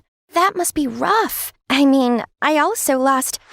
Why so busy? What exactly does he do? Mike's face seemed darkened, and Jasmine couldn't help but be a bit annoyed with Jaden's constant presence. She wasn't sure who was dating Mike anymore, but there were benefits to having Jaden around all the time. He seemed to be Jasmine's savior when it came to ordering food, as Mike had a terrifyingly strict diet and skincare routine. Is there anything quality on this menu? I can't eat any of these greasy, fried, fatty foods. No soda either. Only smoothies or sugar-free milk. I also go to the gym 4 times a week and spend the rest at a spa. You should come with me sometime. Sure. That sounds cool.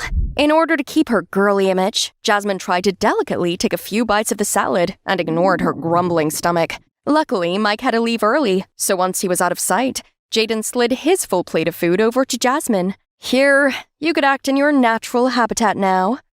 Thank you so much. As Jasmine began eagerly scarfing down his food, Jaden reached for Mike's unfinished drink and took a sip.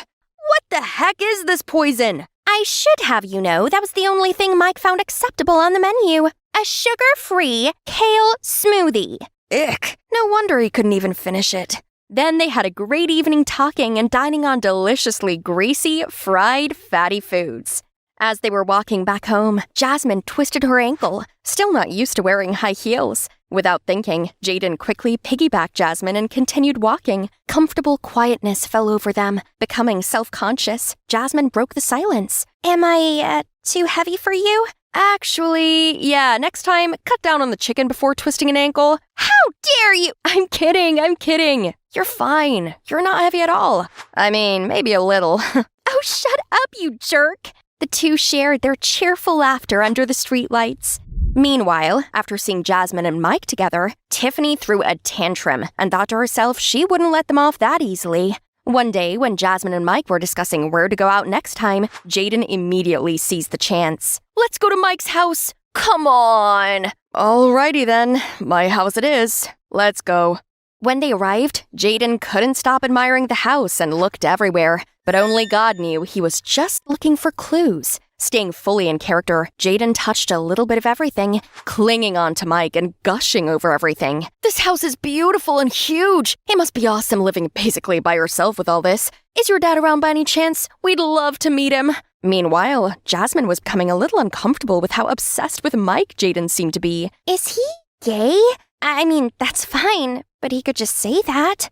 Later, when the two of them were alone, Jasmine figured it was time to confront Jaden. Hey, I was wondering, do you, have a crush on my boyfriend? Jaden was dumbfounded for a second, and before he could think more about it, he slyly smiled and pressed Jasmine against the wall. What makes you think so? I'm into girls. Jasmine couldn't think straight with Jaden's face so close to hers. Want me to prove it to you? Flustered, she hurriedly pulled away, heart fluttering, blushing profusely. I would like you to stop being a third wheel then. Thank you for helping me approach Mike and all, but now that we're dating, I would appreciate it if you could give us some space. Please. Jaden was taken aback for a second, then calmly said, You're right. Sorry. I'll back off. Being the third wheel all this time hasn't gotten me any info on Mike's dad anyway. He really was laying low, and maybe Mike didn't even know anything about what his father was doing. The FBI might need to find another way to approach this investigation. Little did Jaden know, Jasmine had become an unexpected factor in his investigation plan.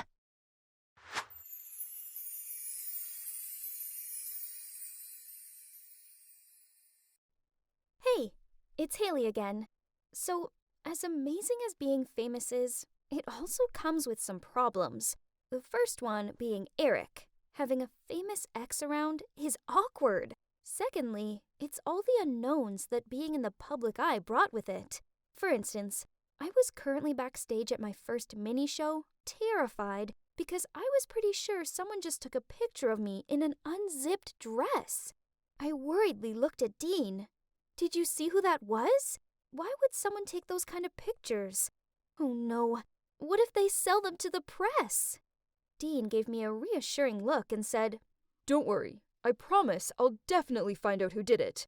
Now, please relax, as your performance is in any minute, and you wouldn't want to let this affect it, right? Then I watched him leave. What he said made sense. This was an important show for me and Phil, so I couldn't mess things up.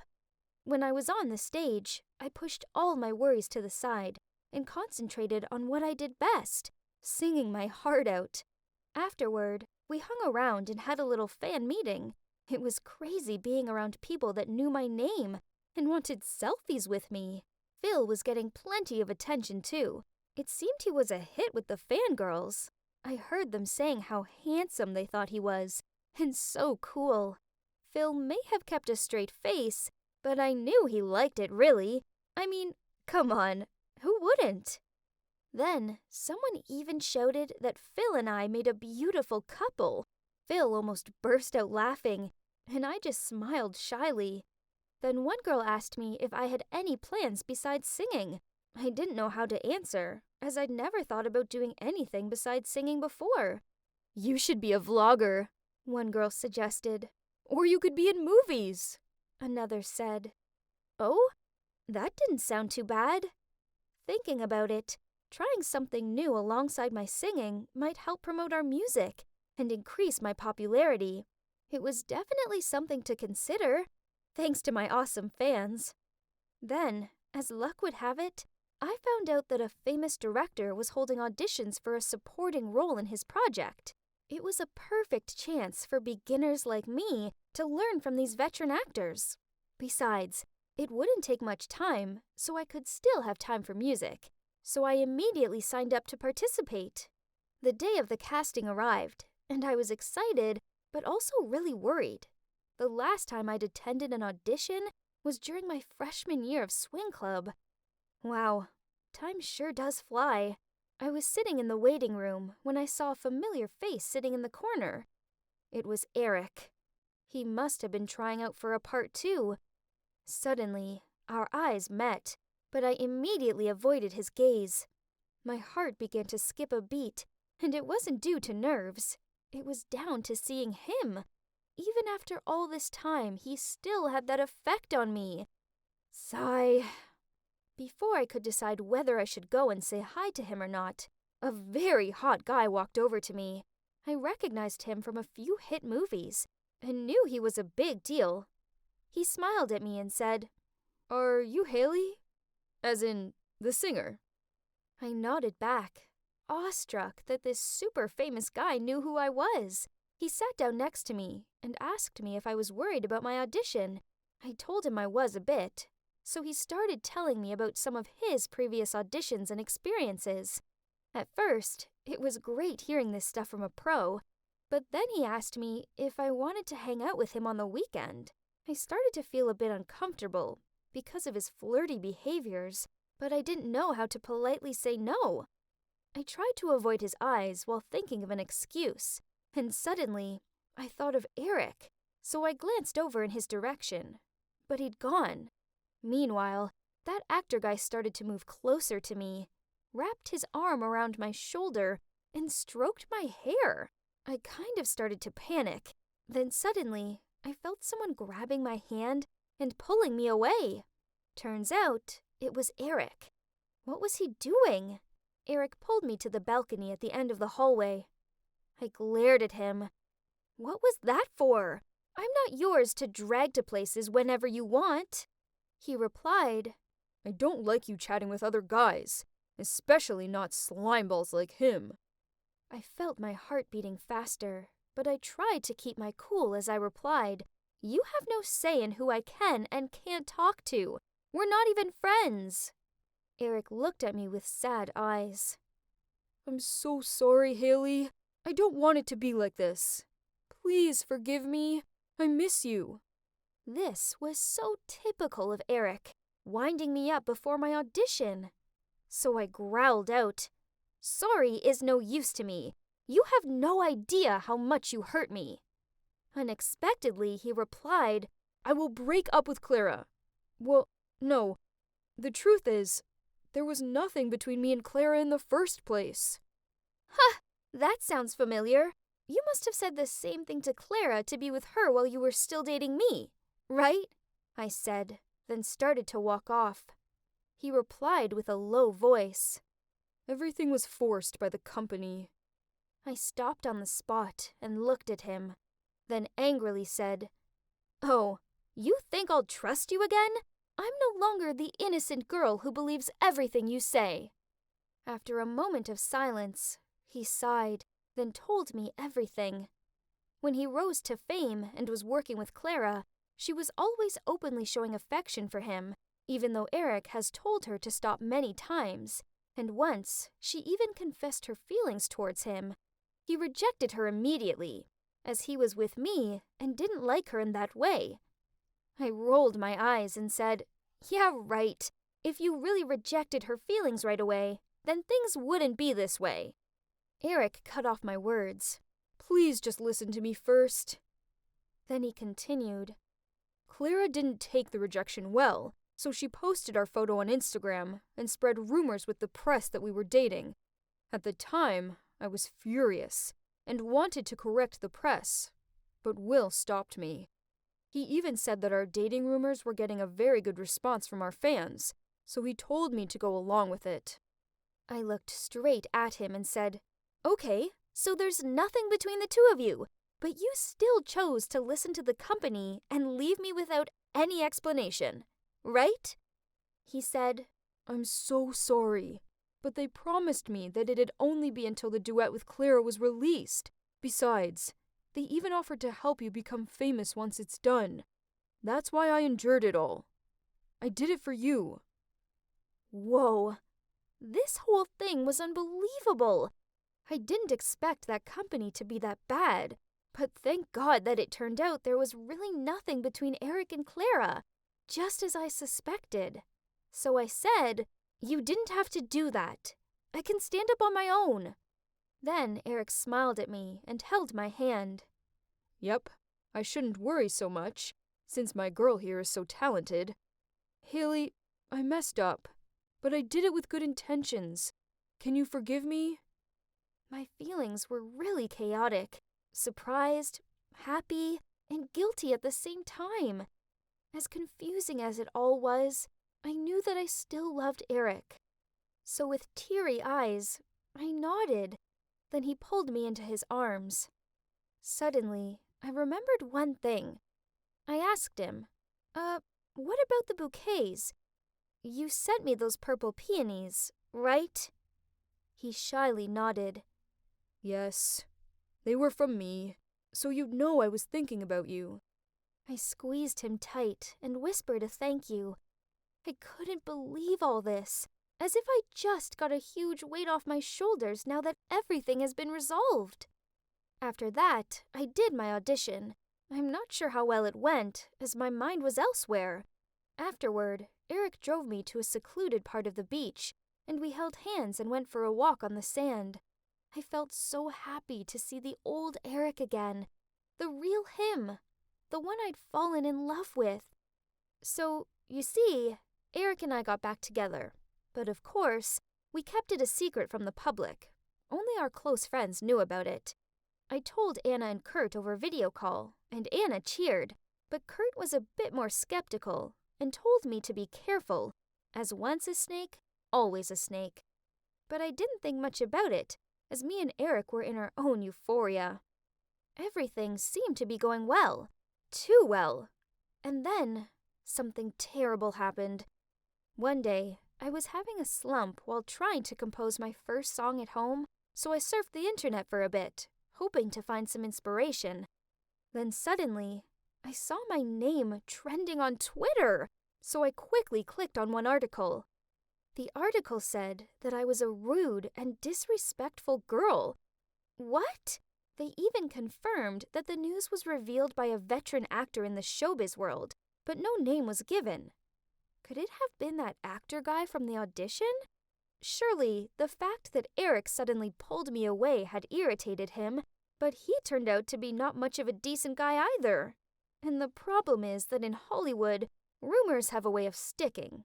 As a result, a few of my advertising contracts were canceled, and so were some of our gigs. One teen magazine even called the office to tell us that they wouldn't publish my interview anymore, as I was a bad influence on their young readers. It was so embarrassing. I was struggling, but our company too had a hard time dealing with this scandal. I felt guilty, as it could affect the entire company's image, but both Dean and Phil reassured me that it would pass, and that malicious rumors came with the fame. I tried to stay strong and believe it would blow over, but then my anti-fan base grew. There were forums and hate clubs all about me. You know, even if you read 1,000 compliments, that one negative comment is the only thing that's left on your mind. I tried not to read them, but they were everywhere, saying horrible stuff about my singing, my outfits, and the way I look. One afternoon, I was lying in bed thinking, when suddenly I heard the doorbell. I feared that it was one of the anti-fans who'd come to throw paint on me or something. I peeked through the peephole and saw Eric standing there with a big hat and sunglasses. OMG! What was he doing here? I quickly opened the door and nervously looked around, then hissed at him. Eric, what are you doing here? Someone might spot you. He replied, Haley, you're the most important person in my life. I'd trade it all for you. His kind words made me so happy. That day, Eric cooked me a delicious meal. Then he taught me how to deal with haters and ignore the comments. I thought I was the luckiest girl in the world. But unfortunately, everything didn't stop there.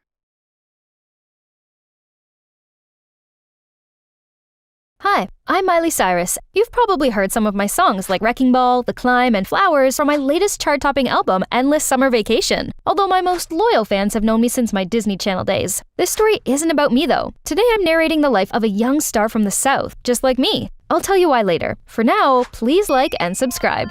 I know all about being famous at a young age, and trust me, no glory comes without blood, sweat, and tears. And Scarlett Spencer was no exception. Her journey to stardom began in a small town in Texas. Her mother passed away long ago. Still, she grew up happily with her dad who owned a little diner, and her baby sister Naomi. These two were polar opposites. The quiet, introverted Scarlett helped out at the diner, while Naomi, who was in high school, lived and breathed social media. Give me a phone, mine's out of juice. Man, this brick's been only to call and text for years. It should have something new. In case you still haven't figured it out, well, Naomi's creating an Instagram account under her sister's name to post pics. Give it back! I need it now! Naomi, I already said I don't like social media. What's with this photo and the Ritz-Carlton and ridiculous caption? We were just there for Dad's delivery. Relax. Everybody has a social media presence these days. That photo will get you tons of hearts and followers. Honestly, if my sister ever did that to me, she would have been 6 feet under by now. But Scarlett let Naomi off the hook, because to her, Naomi was her bestest friend, who she could tell everything to, while Scarlett was the best sister she could ask for. Naomi knew she'd never find anyone else who'd satisfy her every whim like that. They frequented this spot by the lake for a stroll, a jog, or simply pouring their hearts out. I want to go where culture is, like New York or LA. The only thing exciting in this town is probably a party bus that comes by every millennium. You're a big dreamer, and that's good, but isn't a peaceful and quiet life nice too? Bless their hearts. They have no idea what's in store for them, but it's really hard to imagine that their uneventful lives could change. All of a sudden, when their dad got in an accident and lost his job. With no relatives, the family was dealt the worst hand. Scarlett alone couldn't manage the diner, Dad's medical bill, as well as Naomi. Then one day, their dad set them down, looking seriously insistent. I know that this is a lot to take in, but your mother, she's still alive. This is her. What? We got divorced and cut all ties long ago. I never spoke of it 'cause it's too complicated. Now that your old man is in this situation, you should go to your mother and shouldn't have to suffer because of me. Both of them were too shocked to speak. Scarlett went to her room, the photo squeezed tightly in her hand. Is this really my mother? When are we leaving? What are you excited about? All we have is this address and her photo. What if she won't accept us as her daughters? She abandoned us all those years, remember? It's still worth a try. Do you know, I've lost count how many times I've wished for a mother. And then this happened, like a miracle. Scarlett tossed and turned all night because of what her father revealed just now, while Naomi thought long and hard about what she would wear. The next morning, the sisters got up early and went to the address on the note, which led them to a magnificent building, Elite Talent Management. They stepped inside with bewilderment written all over their faces. Excuse me, we're looking for Mrs. Athena Kinsley? Perfect timing. Miss Kinsley's here this week for our statewide audition. In fact, she's right behind you. They were both in awe to see a woman who exudes sophistication and confidence. Naomi rushed to her. Excuse me, ma'am, are you Athena Kinsley? The woman gracefully turned around, lowered her shades, and scanned them both from head to toe. Hello, I'm Naomi Spencer, and this is my sister Scarlett. We, believe you're our mother. Our Does the name Joseph Spencer ring any bell to you? He's our dad. He told us to come find Mom. You. That was awkward, but they got a reaction out of the Ice Queen. She was shooketh, but quickly regained composure. You two, come with me. Clear my schedule. The girls followed her with uncertainty. When they reached the elevator, everyone inside immediately got out. Some of them even bowed to her. During the elevator ride, Scarlett and Naomi looked at each other in confusion about this lady who's supposedly their mother. Athena got down to business as soon as the door closed. I thought your father wanted you to forget that I existed. But here you are. Start talking. While Scarlett talked, Naomi looked around Athena's office with great excitement. Her eyes lit up when she saw a photo of Athena with Beyoncé. Did you work with Beyoncé? Yes, she's still one of my clients. Miley Cyrus, Jennifer Lawrence, Britney Spears. I've worked with all of them. Surprise! The truth's finally out. I actually agreed to tell this story to return a favor Athena did for me when I parted ways with Disney. Rough times, but totally worth it. Okay, continue. As I was saying, Dad needs physical therapy and a private nurse, but we can afford neither. He needs your help. Mom? This is the first time we've spoken in so long, and you're just asking for money? I'm afraid it can't be that easy. Really? This is our father, your ex-husband. Jeez, why did I even bother coming here asking the person who abandoned us for help? Naomi, we're leaving. Sit down. I didn't say no, but I won't hand you a huge bag of cash for nothing. Instead, you can work for it. You do have a pretty face and quite a feisty character, and I have everything you'd need to get far in this business. How does that sound? That took a turn, but Naomi was even more surprised than I am. Why isn't Mom asking her, but only her sister? Her introverted anti-social media sister? No thanks. I want a nice breezy life and zero limelight. We'll figure something out. Without you! On their way home, Naomi kept nagging Scarlett for refusing a once-in-a-lifetime opportunity. She left us. That was the first time we met after so long, yet she didn't fake a smile and even try to exploit us. Can't you see that? No! You assume she abandoned us. Dad kept her a secret all these years, so we must have lied about that too. Mom's offer is a win-win deal. Don't you see how respected she is? Despite seeing Naomi's point, Scarlett was still stubborn. The way I see it, they don't have much time to argue, because right at that moment, their dad was having a heart attack.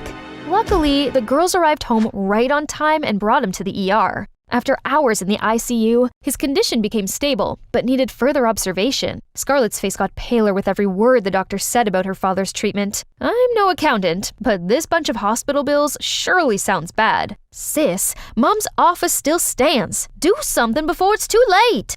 Scarlett reluctantly came to see Athena again. Before signing, Scarlett had a few demands. She'd receive a fair cut of the profit and will not owe Athena anything once the contract is no longer in effect, as well as a signing advance. Also, per contract, Athena would be Scarlett's manager. This is actually very common. My mom Tish has been my manager to this day, but that's me. I can't talk about her case. Scarlett immediately transferred her dad to the best hospital in Texas. Looking at his unconscious state, she got all the motivation she needed before leaving for the city, thoughts about her future swirling in her mind. From the start, Scarlett said she didn't want anyone to know they're related. Athena, being the professional she was, agreed. Then, Operation Ultimate Fashionista commenced. First off, an extensive daily workout for 3 hours with a personal trainer. Scarlett was used to physical labor, so she didn't break a sweat. But when she found out about the strict diet she had to follow, Scarlett realized she's in hell. What's wrong with you? You make me work out but don't let me eat? Silly girl. Don't you know the camera's at 10 pounds? You'll look like a manatee in your photos unless you lose weight. Almost forgot. Scarlett moved into Athena's mansion for her private training, while Naomi stayed home for school. At the moment, Scarlett was lonely on an empty stomach. I can understand how she's feeling, because I went through the same ordeal when I started touring at age 13. Scarlett decided to sneak out in the middle of the night to search for food. However, Athena was one step ahead and already locked the pantry. Hey sis, you caught me in the middle of my midnight supper. Oh my god, this food is bussin'. Anyway, how's Dad? I can't hear you. What's the weird noise? The sound of my pain and suffering. Watching you mukbang sure made it worse. Bye! And I'm sick of this food and this life. I need to find out how I can move to the city. Meanwhile, poor Scarlett could only sleep off her hunger, as she had to be up at 6 for training. Show business doesn't only demand talent and looks, but also the ability to handle being in the public eye. Sometimes you're a slip of tongue away from fading into oblivion. Media training was invented so we can learn to be public figures. That entire morning was spent on correcting Scarlett's posture, walk, and mannerisms. One more time, action! Hi, besties. Get ready with me to go to a ball. Stop. What now? Your accent. It's too distracting. Should we get rid of it? Perhaps tone it down a bit. It'll make her stand out. But we don't want too many risks. Risks? This is how I talk. Not anymore. That's enough for today. Thanks for coming in. Scarlet, of course, had no say in any of this. Now Athena's the one driving, and Scarlet's only in the passenger seat. Is she trying to make me a star or a slave? Can't she at least not look like Grumpy Cat and sound like a dictator all the time? Geez, I have to learn strange stuff and change so much about myself. There's nothing wrong with my waiter accent. What's all this for? Sis, everyone who wants to be famous has to learn everything you just said. And the people Mom works with are all big names in the industry. So cool. Mom? To her, I only exist during business hours. I'm sure she wants the best for you. How about this? Ask her if I could come live with you. I could be your mediator. The responsible big sister side of Scarlet thought that's not a great idea, but the lonely teenager in her was craving some company. So she asked and got Athena's approval right away. Naomi coming here is like returning to her natural habitat. This is amazing. Thanks, Mom. I can't wait to see this city. I don't have time to show you around. But here, take a cab and buy yourself something. Is it just me, or does she seem to get along much better with Mom? I totally see it too, Scarlet. When Scarlet's image became much more marketable, Athena got her first ever fashion photo shoot. But since this was Scarlet's first time modeling, she struggled the whole day, but couldn't seem to have any good shots. Let's try again. Remember, we want clean, athletic, smiley. Yeah, and she's giving dirty, tired, and paunchy. Everyone take 10. That's it! Look at all this stuff, guys. Isn't it crazy? Ah! What's wrong? Talk to me. I can't take this anymore. She is vicious. She doesn't give a flying crap that I beat myself up trying and orders me around like a puppet. This is draining me day by day. I'm exhausted. Naomi could only offer little comfort pats while listening to Scarlet's rant, but she's secretly thinking that her sister didn't know this was the life that others would kill to have. Little did Scarlet know, Naomi came to Athena immediately afterward. Mom, I want to be famous too. Make me. Sorry, that's a no. What does Scarlet have that I don't? I can do everything she does with a smile. You're only seeing this at a surface level. Scarlet's got that X factor. That's why I chose her. She's special, and you're not. That's it. She doesn't want that anyway. Who says? Show me.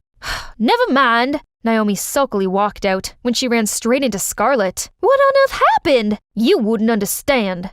This time, Scarlet got a better grip of the job and became more confident. Then her followers grew quickly when she had a few viral videos. Those numbers translate to more high-profile promo campaigns and countless PR packages from brands. Most of her free PR stuff went to Naomi, though. Scarlet got recognized and asked for photos more often whenever she went out, and she gradually and strangely loved it. Athena seemed to be satisfied and not giving her a hard time anymore, and even flashed the first smile. Most importantly, there's more money to go towards their dad's treatment.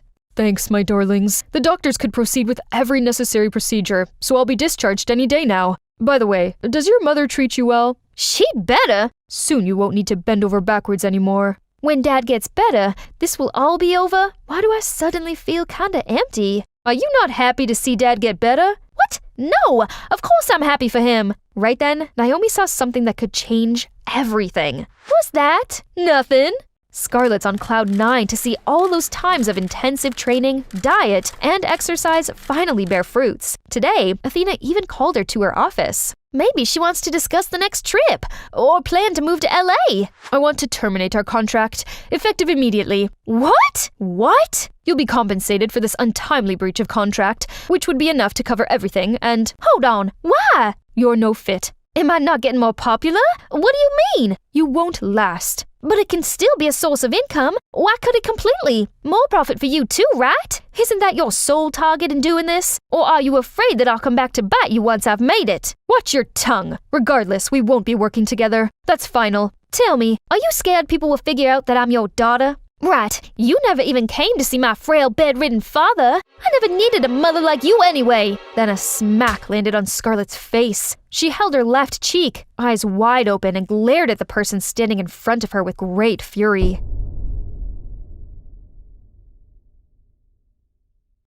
I was completely immersed in this beautiful harmony that me and my dad were playing until— What on earth are you two doing? Startled, I turned around to see Siren standing there with fiery eyes. Oh, God. I came back to my senses at once and realized that next to me The man I was jamming with was not my dad, but Isaac, her boyfriend. Oh no, what had I done? I quickly wiped my tears away and was about to leave. But Isaac took my hand and gave me this confused look. Being back here in this house was difficult enough without getting involved in this love triangle, so I tried to pull my hand free and ran out of there. Yes, it's me again, Hazel. In the last part of my story, my friends embroiled me into helping their idol Isaac and his actress girlfriend Siren escape from the public eye for a bit. Now I'm stuck in my family's old home and having to confront my past. All these memories flooded my mind. Some good, some bad. And before I knew it, I was mixing the past with reality. And that's how I accidentally played the piano with Isaac and made Siren green with envy. At that moment, Siren swung open the door and charged toward me. Hey, don't let me catch you flirting with my BF again. Excuse me? What did you say? He's not even my type. Besides, having you as a love rival sounds like way more hassle than it's worth. She gave me this lingering scowl. Clearly she was furious with me, but she must have decided there was nothing else she could say on this matter. However, this didn't stop her from being the most demanding, frustrating diva on the planet. She stuck her nose up at the food and drinks we served her and insisted that she couldn't possibly consume anything that wasn't organic. She threw the clothes that we lent her down the stairs because, quote, those vulgar outfits didn't suit her. Then she asked Ivy to go get her designer ones. Once, Zoe even had to drive over an hour to the mall just for a few scented candles. Why, you ask? Well, Siren accused me of exuding this bad energy that had been affecting her sleep and her well-being, so she needed to cleanse the aura around here. Poof! This was nonsense. Once her head touched the pillow, she slept like a log.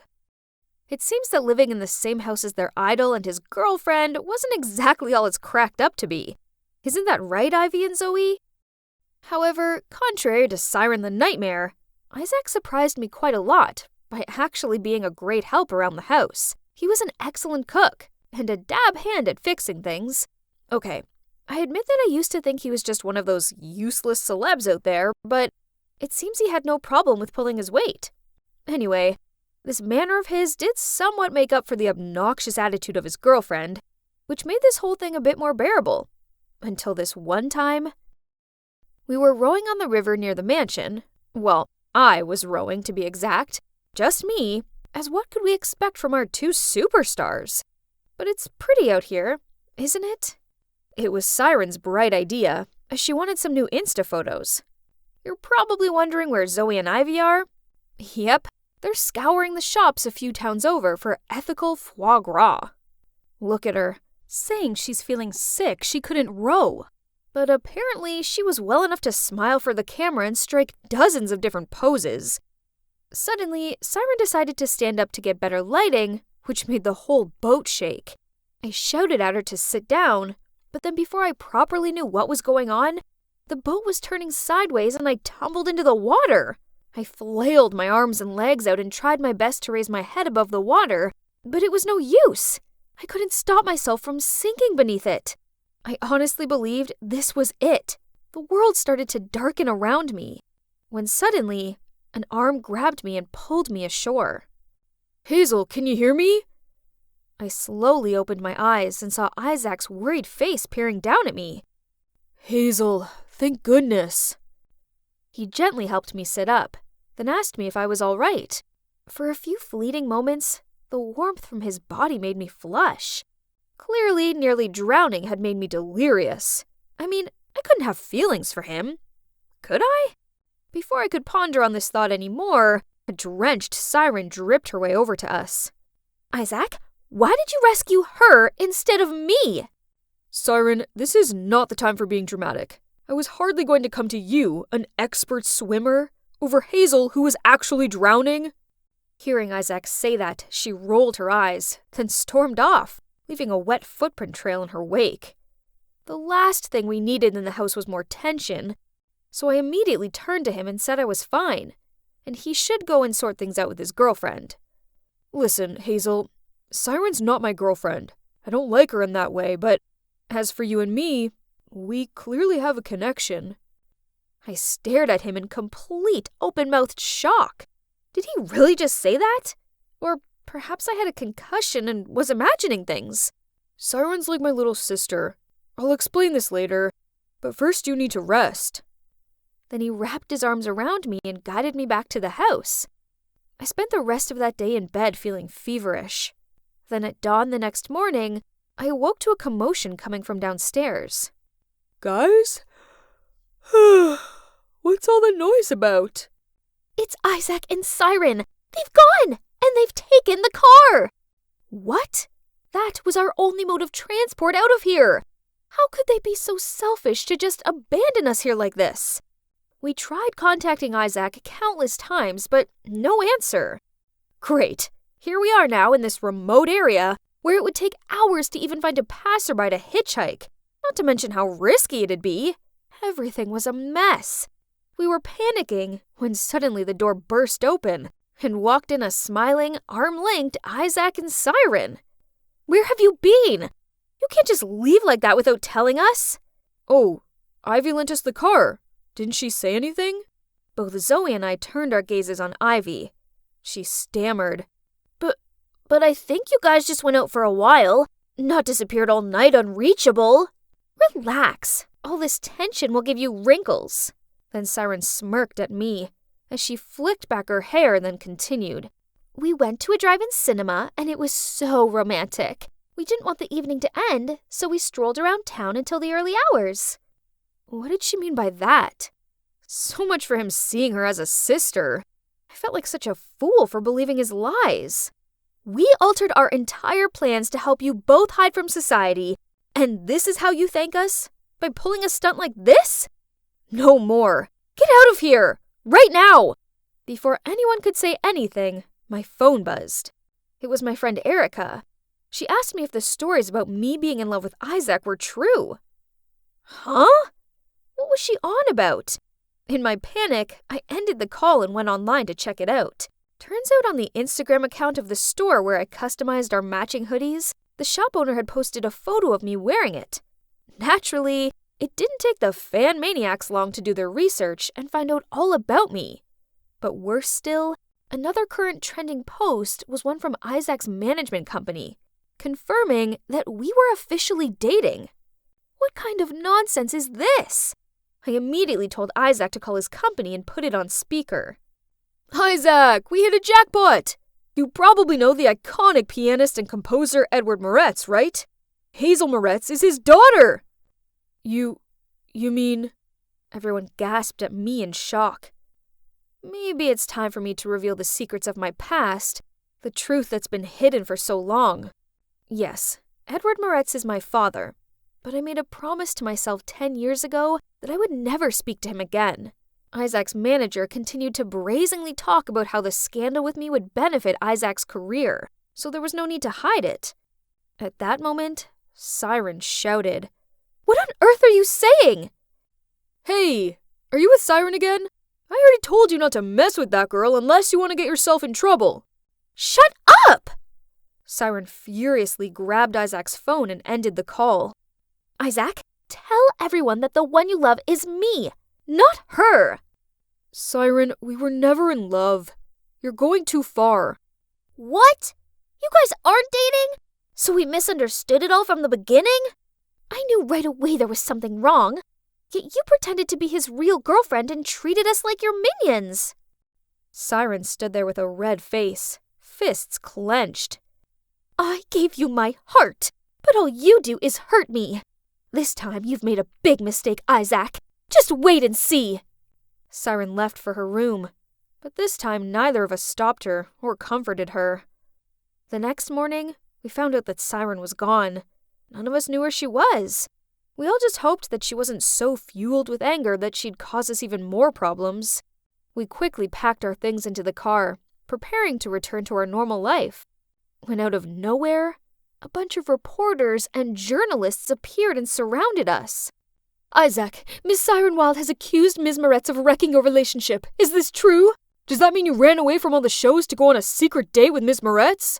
Ms. Moretz, your father was known for breaking not only yours, but also another family apart, all for his own selfish needs. Are you following in his footsteps? Scary flashlights were everywhere. Suddenly, I found myself transported back to that terrible day 10 years ago when Dad's affair went public, and the reporters hounded us in this exact same spot. Those heartless flashlights are just as intense now as they were back then. A memory of my mom's distraught face popped into my mind.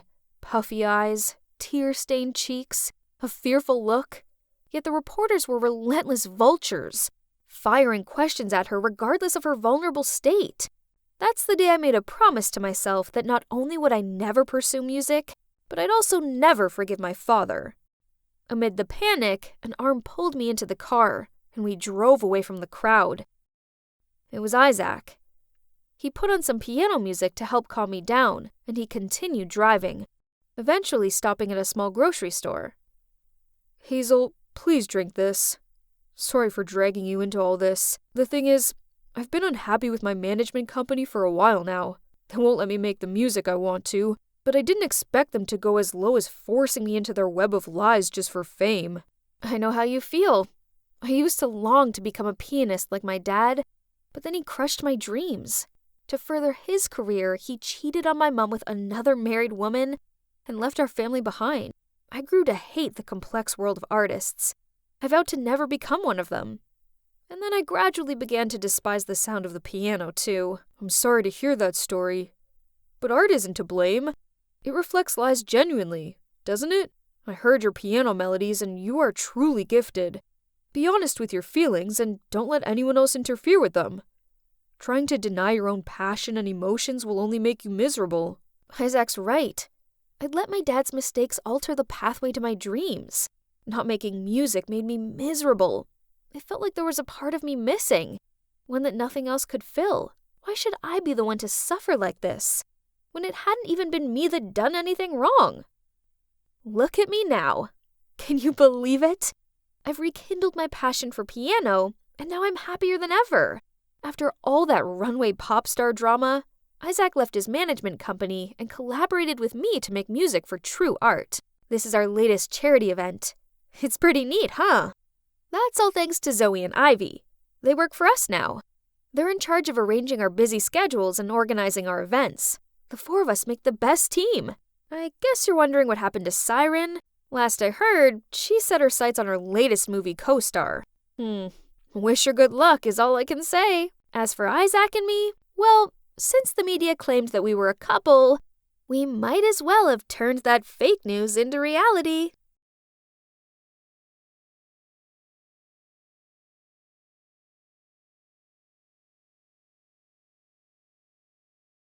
Hey, Diana here. Last time you saw me, I had received some life-changing news. I'd lived in a beautiful castle my entire life, but only as a servant to my best friend, Princess Anne, until I was revealed a huge secret. I was actually the daughter of the late Queen Mary. Only she wasn't dead. She was being held prisoner by her sister, the current Queen Miranda. Also, that made me a real princess. I was still skeptical about it, so I went on a mission to find answers and free Mary. I found a friend in Harry, a delivery driver for the castle, who showed me the poor conditions most people in the kingdom were living in. But the thing is, I didn't spill a word to anyone about my identity until I received my DNA results, confirming a connection with Queen Mary. Why? All this time, you've been keeping it from us? Your citizens? I had my reason, okay? And I only found out about this not long ago. But yes, Queen Mary is indeed still alive. Then I began to tell Harry and his father the whole story. I know it sounds crazy, but I believe you. DNA doesn't lie. I'm sorry for doubting you.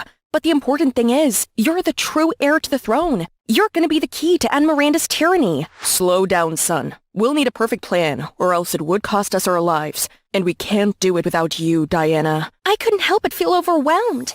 The fate of the whole country was now resting on my shoulders, and I wasn't sure I was ready.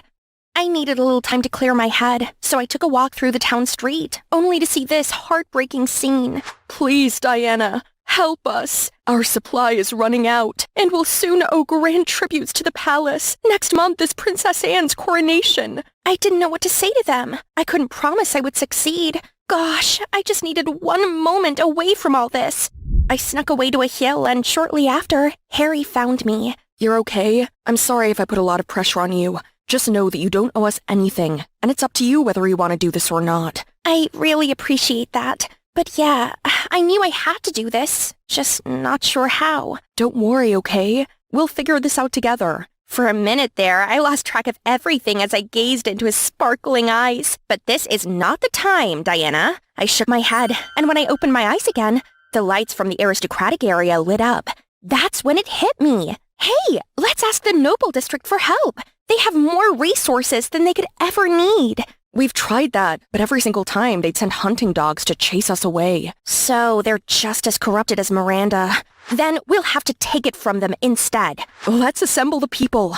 The next morning, everyone gathered at the square. I had rehearsed my speech all night, and I was ready. Citizens of our kingdom, listen to me carefully. Rise up and reclaim what belongs to you from the nobles and the dictator Miranda. We can't keep our heads down and put up with this anymore. We need to unite and fight them for our resources. But we're not fighters. They take us down immediately. That won't happen. We outnumbered them by a wide gap. We can beat them if we're willing to. So, what do you say? No one replied. They all looked concerned and doubted my words. Right then, some nobles walking their ferocious hunting dogs passed by. Hey, what the heck do you think you're up to? Dissolve, immediately. Then they released their barking dogs on the crowd. People started screaming in fear. I tried my best to calm them and bring the truth to light. Can't you see? These people and the Queen live in luxury because they robbed us of our food, our wealth, our dignity. Do you know what the beef and pork you worked so hard to raise are used for? To feed these dogs. Meanwhile, all you have to get by on is dry, moldy bread. And you're just gonna accept that? Do you want to spend your whole life bowing down to these cold-blooded people? I held my breath as they murmured to each other. Then they stood up taller, stronger, together. Get out of our town. You have no power over us anymore. They shouted at the nobles, forced them and their dogs to retreat. The people cheered as they left the city square. Harry and I looked at each other, knowing we needed to act now. So we led the people to the nobles' food storage to reclaim everything that rightfully belonged to them.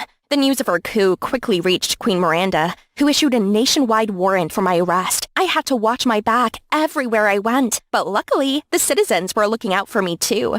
Like when the soldiers were on to me, Aaron, the flower shop owner, told me to hide in his flower cart. When they approached, he replied, "No one is here except me, you fools. Get out of my way." Then continued to push his cart away, leaving the soldiers dumbfounded. Another time, I was on the run again from the nobles when the trolley came near. The driver told me to hop on, then handed me a uniform and a fake mustache, and voila! We confused the heck out of those nobles. But there were many more encounters like that with Miranda's minion. It'd be a matter of time before they caught me, so we had to overthrow Miranda before that happened. At the same time, we also needed to get a stable food resource for the people. I knew the castle's layout like the back of my hand, so we hatched a plan to sneak in. And we had to take action before the coronation ceremony, when Anne is supposed to ascend the throne. If not, Anne would just become Miranda's puppet, and the country would endure her tyranny for many more decades. This was our only chance, because the palace's security would be at its most vulnerable since everyone would be gathered at the chapel preparing for the coronation. It is time to end this, once and for all. The night before the coronation, we snuck into the castle as planned. I led a group of people disguised as servants down to the dungeon to rescue Queen Mary. Meanwhile, Harry led the rest of the storage warehouse to seize the largest food storage in the palace to make the enemy surrender entirely. But when we arrived at the dungeon, Miranda was already there. Diana, what are you doing here? Run, now! Shut up, sister. I was waiting for my niece. How did you know I'm here? Ha! Do you genuinely believe you could pull off this foolish treason plan without my notice? Guess you really are nothing more than a dumb maid. Guards, bring them out. I turned around and saw the guards dragging Harry and his team to the cellar. My guards have already captured your other crew in the warehouse. It's time to end your ridiculous rebellion. You... Unless you'd like them to be banished from the kingdom instead. Do whatever you want with me, but leave these people. Miranda smirked, hearing my words, and ordered the guards to throw me along with the others in the cell. Please, Miranda, she doesn't deserve to rot in here. You still can't shake off that rambling habit after all these years, sister? You'll never get away with this. You've oppressed your own people to their limits. Someday soon, they're going to rise up and overthrow you. Big words for such a little brat. Let me guess, even you couldn't tell that your own partner is my right-hand man, aren't you? What? Harold, the Count? You're lying. It can't be. Harry, why are you standing there? Say something. But he only turned away, in shame. So this is real? Had he been pretending to be on the people's side all along? What about his family? I asked him to turn you over for my guarantee of his family's safety and a lifetime supply of food, and he agreed. He had no obligation to you now. He's already betrothed to Princess Anne. Betrothed? You'll have the rest of your life in the dungeon to think it over, brat. Harold, let's go. I was dumbfounded when I suddenly heard a familiar voice echoing through the dungeon. Diana, where are you? Anne, is that you? I'm straight ahead. There you are. I was so worried when you suddenly disappeared. I'm sorry I couldn't tell you everything. It's okay. I just heard the whole thing since I followed the guards who dragged Harold down here. But don't you worry, I can plead to my mother to release you, under the condition that you and your mom leave the country and never return. Why?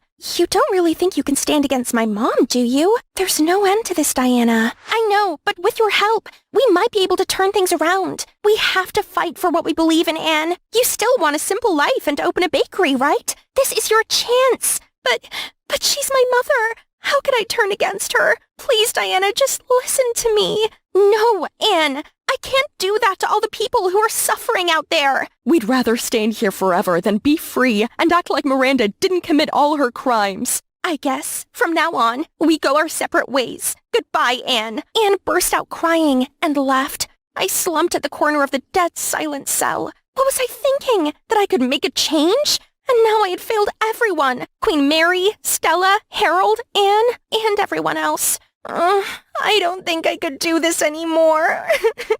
Don't cry now, dear. This isn't the end. I don't even know anymore. There's no way out. Harry must have known I could never succeed. So he switched sides, right? So did Anne. No, they might have had their reasons, but they did what they did, and it's not your fault. I know it's hard, but you need to get it together. This is not the time to show weakness. As much as I didn't think I could, I was determined to try. Early the next morning, another group, led by Harold's father, unexpectedly showed up for mine and Queen Mary's rescue. How did you know we were here? Harry contacted me last night and asked for help. So, here we are. You see? Not only me, but the people also believe in you. I suddenly understood why Harold had to pretend to be on Queen Miranda's side yesterday. He had a backup plan all along. Now we needed to go stop the coronation ceremony ASAP, before it was too late. When we arrived, Anne was already walking up to receive the crown. I dashed through the spectators to get to the front of the crowd. Stop! I object to Princess Anne's coronation because I, Diana, daughter of Queen Mary, am the legitimate heir to the throne, and I have the DNA test as proof. The crowd grew loud as they reacted to this news. Even the soldiers stopped in their tracks. Guards! Seize her! Before they could reach me, Harold and a group of civilians created a human shield around me, ready to protest. Order! Order! That evidence is fabricated and there's no proof of its validity. Don't be fooled by her. At that moment, Queen Mary finally made her entrance, and the crowd went dead silent. Citizens of our kingdom, I'm your Queen Mary, and I'm very much alive. But I've been held captive for so many years by none other than my sister, Miranda. It was she who took advantage of my weakness after Diana was born to seize control of the kingdom. Now, she and all of you know the truth, and you know that Miranda is not your— Stop all this ridiculousness! I am still the queen of this kingdom, regardless of how. This is treason. Seize them all, now! But no one did as she said. The soldiers, officials, and the entire crowd turned to face Queen Mary and bowed before their true queen for the first time in 18 years. Miranda angrily charged towards us, but she took a surprise detour to prison, where she'll await trial. Then an official returned a crown to Queen Mary, but she didn't put it on. Instead, the ceremony was started again, and I was crowned as the new queen of the kingdom. Are you sure? I still have so much to learn. Why don't you see it for yourself? All hail Queen Diana! Thanks to you, we are saved from the famine and the dictator. You gave us a better life. You are the queen we've been praying for. I could burst out crying hearing their chanting. You see, being a queen is not about immense wealth or influence. It is truly about what you have to offer to the world and who you are inside. And you, my dear, are ready for this. Thank you. I'll try my best to live up to your legacy, Mom. I gave her the biggest hug as the crowd cheered on. And so, I officially became the queen. My first order of duty was to return what rightfully belonged to the people. I promised myself that from now on, no one will suffer under my rule. As the people gathered their things, Harold came wanting to talk, and we left for somewhere private. Diana, I want to be honest with you. I originally became a royal official because I wanted to change Miranda's mind and help the people, but no one took me seriously. They said I should know my place and be grateful that a commoner like me landed a place among the nobility. They even forced me to be the one who delivered the tributes from the people to the castle. It made me sick. But the moment I met you, I felt joy and happiness, the kind that I hadn't felt for a while now. I didn't want to accept the truth that I was betrothed to Anne. I just wanted to be with you. I didn't know you feel that way. Mom told me you like me and want to be with me, and she'll let us be after I was sent the throne. Anne! I'm sorry to say this, Princess Anne, but your mother has been deceiving you. I was only engaged to you by her force, not my own will. I deeply regret disappointing your feelings. I'd never expected my first love would end like this, but I'm glad for you, Diana. You two have my blessing. Oh, Anne, I never meant to hurt you. No, this will be good for me. I can finally leave the castle and have a normal life. Become a baker, like I always wanted. Thanks to you, Queen Diana. As sad as it made me to lose her, we'd grown up together after all.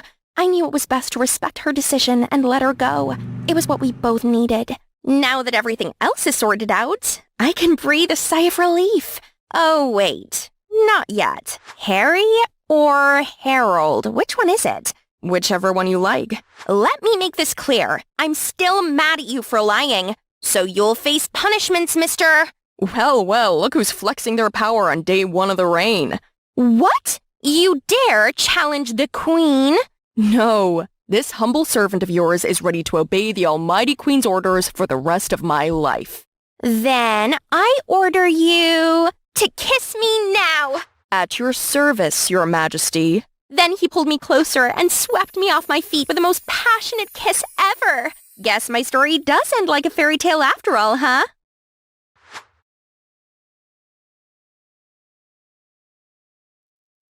I got really lucky in high school.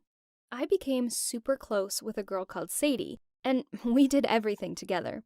Up until then, I'd never really had a close friend, so I couldn't believe it when we met and just clicked. People even joked we were lesbians, but our friendship wasn't like that. She just got me. I finally felt understood, and I wondered where she'd been all my life. When it was time to apply for university, of course we applied to exactly the same ones, and even the same major. It was kind of funny because when I first met Sadie, she thought biochemistry was the most boring subject in the world. But as soon as I told her it was what I was planning to study, she quickly changed her tune. And applied too. We didn't want to be apart, even for a second. In the first year of university, we were working on a project, and Sadie and I got teamed up with a really cute guy. His name was Jordan, and pretty soon, the three of us were like the Three Musketeers. We started hanging out a lot. And one night, we were in the library studying, and I couldn't stop looking at Jordan. Every time I looked up, he was looking at me. I suddenly felt so attracted to him, and it was clear that there was a lot of chemistry between us. That same night, he sent me a message telling me he liked me, and I was so happy. After that night, Jordan and I started hanging out even more. If the three of us were together, Jordan would always sit next to me, and he'd even hold my hand under the table. Clearly, we were becoming a couple, and everyone knew it, even Sadie. But she started acting weird. She always seemed to find a reason to get in between me and Jordan. One time, she was supposed to be babysitting her nephew, but when she found out Jordan and I were working together in the lab, she told her sister she was sick and couldn't babysit. And then she just stayed with us. It was actually kind of awkward, because we never got any alone time. Even when we went to the movies, Sadie would always turn up. One night, we were watching a horror movie, and she was so scared, she asked if she could sit in the middle of us. Honestly, it was starting to annoy me.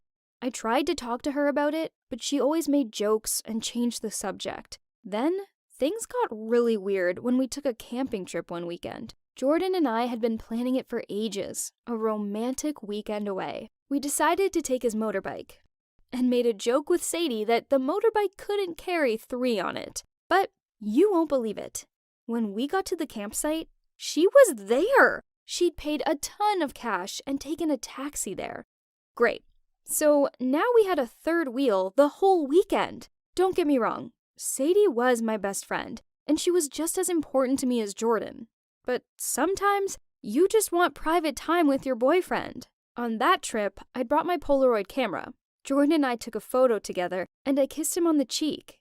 But then, the moment he pressed the button, Sadie jumped in and kissed his other cheek. She laughed so much about it and acted like she was just joking, but I found it really odd. Then, something even more odd happened. I went to her room one night to borrow a book. Her door was open, so I just walked in, and I saw her sitting there cutting the Polaroid photo.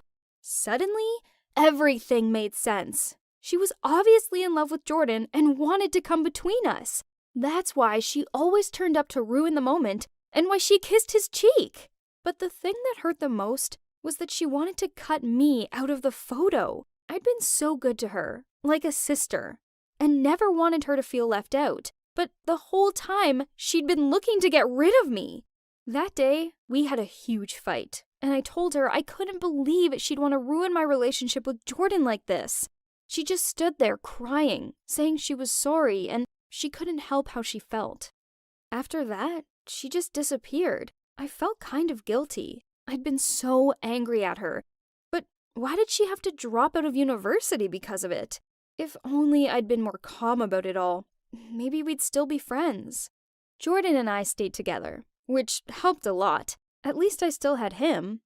In my 3rd year of university, I won an award for my successful research on a biochemical compound, and I got to give presentations in hospitals. One time, I was at a hospital in San Fran, and I met a guy called David. He'd been sitting in the front row, and I noticed that he seemed to truly focus on my presentation. After I finished, he came up to ask me some questions. He was seriously charming, and it felt great to meet someone who really had interest in my research. After we chatted, he gave me his phone number, and then left. I don't know why, but I couldn't stop thinking about him. Obviously, I didn't tell Jordan about him, and pretty soon, David and I were talking all the time. We had so much in common, and he seemed to understand me more than Jordan did. After 1 month of talking to David every day, I broke up with Jordan. It wasn't fair on him, and I knew deep down I just wanted to be with David. One day, David and I were out walking, and we bumped into Jordan. Suddenly, Jordan punched David right in the face, and while the two of them were fighting, David's wallet fell out of his pocket, and straight away, I saw something familiar. It was the Polaroid photo, and then I looked closer and realized it was a photo of me and Sadie. I hadn't been cut out of it. Jordan had been. It looked like Sadie and I were kissing in the photo. But why did David have this in his wallet? I showed it to Jordan, and we were both so confused. And that's when David broke down and told us everything. David is Sadie. She'd undergone surgeries to change her gender and her appearance because she was so in love with me and just wanted to find a way for us to be together. I was so shocked. I mean, I love David, but I'd never thought about being with a trans guy before. I don't know what to do. Should I continue dating David, even though he lied to me about everything? I and Pearl were playing our favorite, playing Disney Princess. You have to be the princess this time, Ruby. We're gonna make a perfect Elsa and Anna. No, I'm going to be your knight, fighting all the bad guys and protecting you, milady. Then a maid knocked on the door with a phone in her hands. That might be my parents. Ruby, the school called again. How on earth could you get all these words spelled wrongly? What kind of nurse is spelled with a Z? I am really trying. It's all right, bae. Studying isn't for everyone, and she might be of a sport type. Sweet pea, could you just try a little more next time? Good girl. We have to go now. Bye. I know you can do this. You just need to keep practicing. You're perfect, just the way you are. Hi everyone, I'm Ruby, and this is my little sister, Pearl. Since my parents were always away for business trips, it's always just been me and her, growing up together. You already know I was terrible at studying, but Pearl was nothing like me. She was a genius. What are you doing, Pearl? For God's sake, it's 6 a.m. The sun is still sleeping, and you should be sleeping too. Absolutely not. Today is my first day in high school, and I have to make a good impression. My streak must continue. Straight A's since 2015, I know. As if your valedictorian title isn't impressive enough. I might be Ruby, the dumb kid who couldn't read half of a word, but it doesn't matter, because now I am Ruby, the awesome soccer captain. Yes! Go Ruby! That's my sister, everyone! I led the school soccer team to win multiple trophies, and I also aimed at the varsity scholarship myself. Studying was still a nightmare, but I gradually accepted that I wasn't born for studying, but for soccer. So all was well. So that morning, I was walking with Pearl on her first day at school when Beth and her clique approached us. Hey Ruby, ready to flunk your junior year?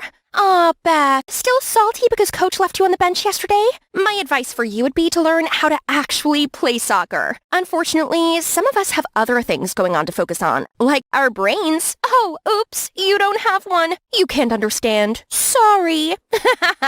Boo-hoo, funny. That's Beth on my soccer team who always messed with me like everyone else. But all's good now, as I had my dear sister studying in the same school as me. Sis, I found my class. I have to go now. Bye. The next day at school, we had a new English teacher. Ruby Walker, could you read the summary on page 10? Oh, screwed. Oh dear, is that your thinking face? Didn't know you were capable of that. Sorry, teacher, but she can't read. You know what? My thoughts today on the book can be summarized into the classic song by the amazing Taylor Swift. So the haters gonna hate, but I'm just gonna shake it off, shake it off. Just then, the entire class was in a frenzy, and everyone was singing, dancing, like they were in the Eras tour. The teacher was so upset and tried to calm everyone down, but I was sent to the principal's office immediately. First trouble in the junior, huh, Ruby? Listen, both you and I know how much you mean to the team, but unfortunately, it is not enough anymore. New district laws state that students must average at least C- to be eligible for the varsity scholarship. What? But I'm the most qualified for it. I am sorry, but until you can move grades from whatever it is right now to a C-, you're off the team to focus more on your studying. Beth is now our candidate for the scholarship, and she'll take over your place. Beth? That girl who scored just 5 goals all season when I had scored 20? The world was really getting crazy. No way was I going to watch my passion get taken away from me that easily. I'm gonna study hard. Right! I'm gonna ask Pearl to tutor me. Speak of the devil. Hi, Pearl. You know her? I heard she's kicked out of the soccer team because she's too dumb. Oh, no. No. How scandalous if our valedictorian did. Well, maybe now wasn't a good time. That night, I dozed off at my desk writing 4 words over and over again. I am not dumb. The news had spread that I got kicked off the team because of my grades, and the kids at school were vicious with their insults. Like I didn't have enough issues already, Pearl started to avoid me like a plague, as if she's ashamed of me. So I couldn't ask her to tutor me either. It's like the whole world was going against me. The district superintendent was visiting our school, and the principal chose the 2 smartest kids to give a welcome speech, Pearl and a new student, Joe, from my class. So we started to hang out a lot at our home to prepare for the speech. Hey, Ruby, need any help with tomorrow's test? Nah, I am famously unteachable. Don't waste your time on me, and Pearl is waiting for you. It's all right, she can wait. Let me help. Surprisingly, for the first time in my life, I felt like I could actually learn. There was something about the way he taught me that made me absorb knowledge naturally. Like he understood me and my struggles. Hey, there you are. I've been looking for you. We have a test coming, so I was helping Ruby. And we have a huge speech to give on Thursday. You know nobody actually listens to those speeches, right? Anyway, I trust you to come up with something incredible. Pearl stormed out angrily, but the only thing in my mind then was that I actually could learn. Hey, Joe, please teach me more. Joe could help me learn to get better grades, and then I could finally get back to my team and win the scholarship. Later that night, when I was practicing some test questions Joe gave me, Pearl barged into my room. I am not comfortable with you spending time with my boyfriend alone. Boyfriend? I didn't know you were dating. Well, not yet. Not with you hogging him and not giving me space to charm him. Oh, sorry. I was just excited. Joe is an incredible teacher. I was actually learning. Yeah, right. Of course you're capable of that. Pearl left my room, and it felt like a knife went through my heart. Since when did she think of me like that? Like everyone else does. But she always believed in me. The next day was the speech, and even though I was heartbroken, I still went to support her, and I clapped the loudest after she gave her amazing speech. Thank you for granting us a chance to study here. On behalf of the whole school of students, I'll try my best to bring glory to our school's tradition. Wonderful speech, but I think before you bring glory to our school, shouldn't you teach your beloved sister, Ruby Walker, how to read first? I mean, maybe your dummy sister could learn 1 or 2 words from you before getting kicked out of her school. The whole auditorium burst out laughing, and my rage was filling my body. I lunged at Beth and grabbed her stupid ponytail until she screamed so loud, even the moon could hear her. Teachers and guards tried to separate us, while other students were excitedly shouting and cheering. In the middle of the messy crowd, I saw Pearl look at me in shame.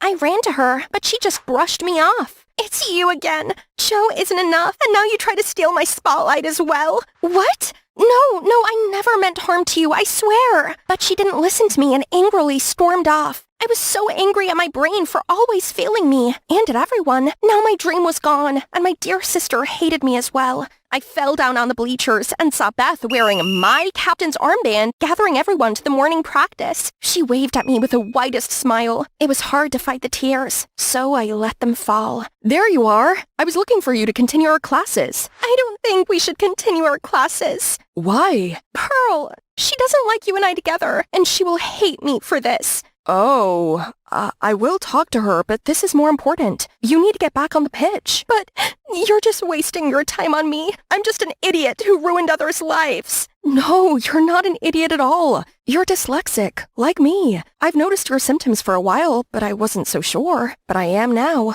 Dyslexia? There's a name for this? So I'm not stupid? No, you just learn differently. I will help you and teach you all the things the specialists taught me. My mind was fuzzy. I gave Joe a hug without thinking. I felt relief spread all over my body. I wasn't dumb. I was dyslexic. At home that night, I searched everything about dyslexia and even took an online assessment when suddenly Pearl barged in. You told Joe I like him? Yes and no, but not like that. Well, thank you so much. He just called to tell me he just considered me a little sister. And you know what? I saw you hugging him on the bleachers this afternoon. So you were going behind my back all this time? What a sister! Don't ever speak to me again! Pearl stormed out and kept her words of never speaking to me. It broke my heart to see us parting like this.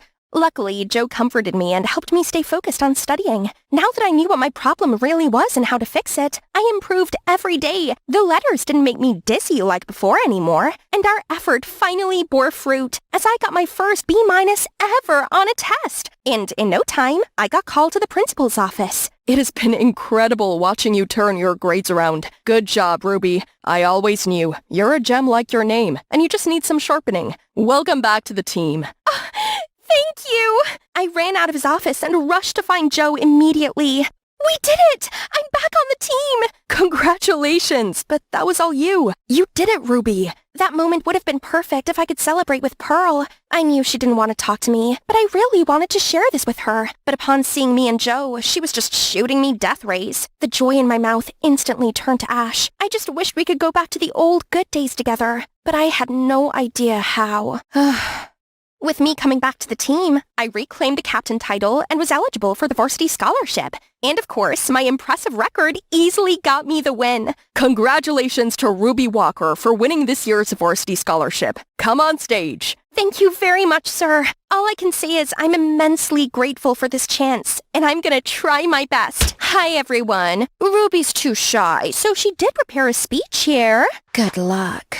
Except that I didn't prepare this note. Everyone in the audience all locked eyes on me, and I was sweating all over when I took the paper from her. Today is Oh, our scholarship winner just had a little problem. She just couldn't read. I hope it won't affect the scholarship much. Will it? I ran out of the hall before the tears blurred my eyesight. Joe was racing after me, but Pearl caught me first. Pearl, I don't really have time for your mocking now. No, I'm sorry. Joe told me about your dyslexia, and you should, Yeah, but it can wait. But you need to go back there right now. You've tried so hard to earn this place. I wouldn't let my sister waste it just because of Beth's dirty move. Joe also nodded encouragingly at me. Pearl was right. It's my passion. It's me or no one who would claim it. So I walked back into the hall, and as soon as I appeared, everyone started to laugh. I stepped up to the mic, took a deep breath, and read the speech. There were still some stumbles and stuttering, but I went through to the last word. Hi everyone, I'm Ruby. You all can see I have some troubles reading because I have dyslexia. All my life, I have struggled and accepted that I was stupid. Until now, I know I'm not. I still haven't figured out how to read big words, but I am not ashamed of my struggles anymore, and no one should bear the troubles I've had. Dyslexic people like me need others to help us, to acknowledge our difficulties, and to be given a chance like any others. We're not dumb. We just need a different way to learn. Thank you. The hall was completely silent for a while before standing up for an ovation. I walked away from the podium to see the scowling look on Beth's face. I went backstage, where Pearl gave me a warm hug. I'm so proud of you. And I'm sorry, I should have helped you, but instead I've been horrible or even cruel to you. Yeah, you've been forgiven. So now could you please just stay quiet? I just want to hold my little sister longer. I missed this hug. I missed Pearl. My Pearl. It's good to have my sister back. And just like that, my life was back to normal. Of course, with some changes. There's something I need to tell you, Ruby. I'm sorry for the Joe thing. I let jealousy take over me and said bad things to you, but I realized he and I would never become a thing. But you would. Huh? No, we're just friends. Are you? Now come with me. Then she dragged me to the living room where Joe and another boy were standing. Then she placed my hand in Joe's. Joe, could you please take care of my sister when I go out with my boyfriend? Sure.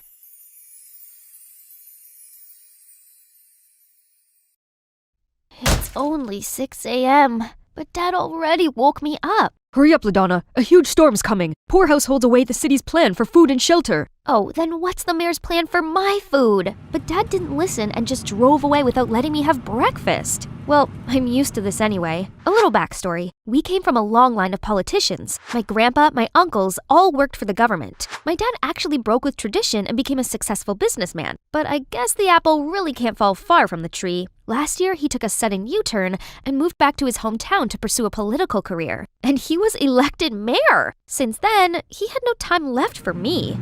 Not to mention the judgy eyes I had to face at school. You look fine. It's not you. It's your dad's new policy they're whispering about. Don't mind them, LaDonna. What do us kids know about politics anyway? Here they are, Kira and Troy, my only friends here. In fact, Troy's even in a similar situation. His mom is the chief of police, but he deals with it pretty well. Have you been to the White House? Does the key to the city really open anything? Can you tell your dad to ban homework? Seriously, how could Troy stay calm before these stupid questions? And even the teachers wouldn't leave me alone. They always put me in charge of things. Please, just because my dad has great leadership doesn't mean I do too, as if I wasn't already swamped with chores.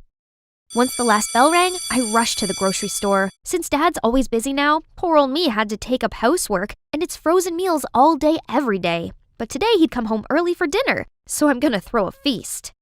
Except, none of these tasted edible. What's the problem? I followed the recipes very carefully. Did I come home at the wrong time? No, Dad, a perfect timing. My apple pie's ready. You mean that smoking thing in the oven?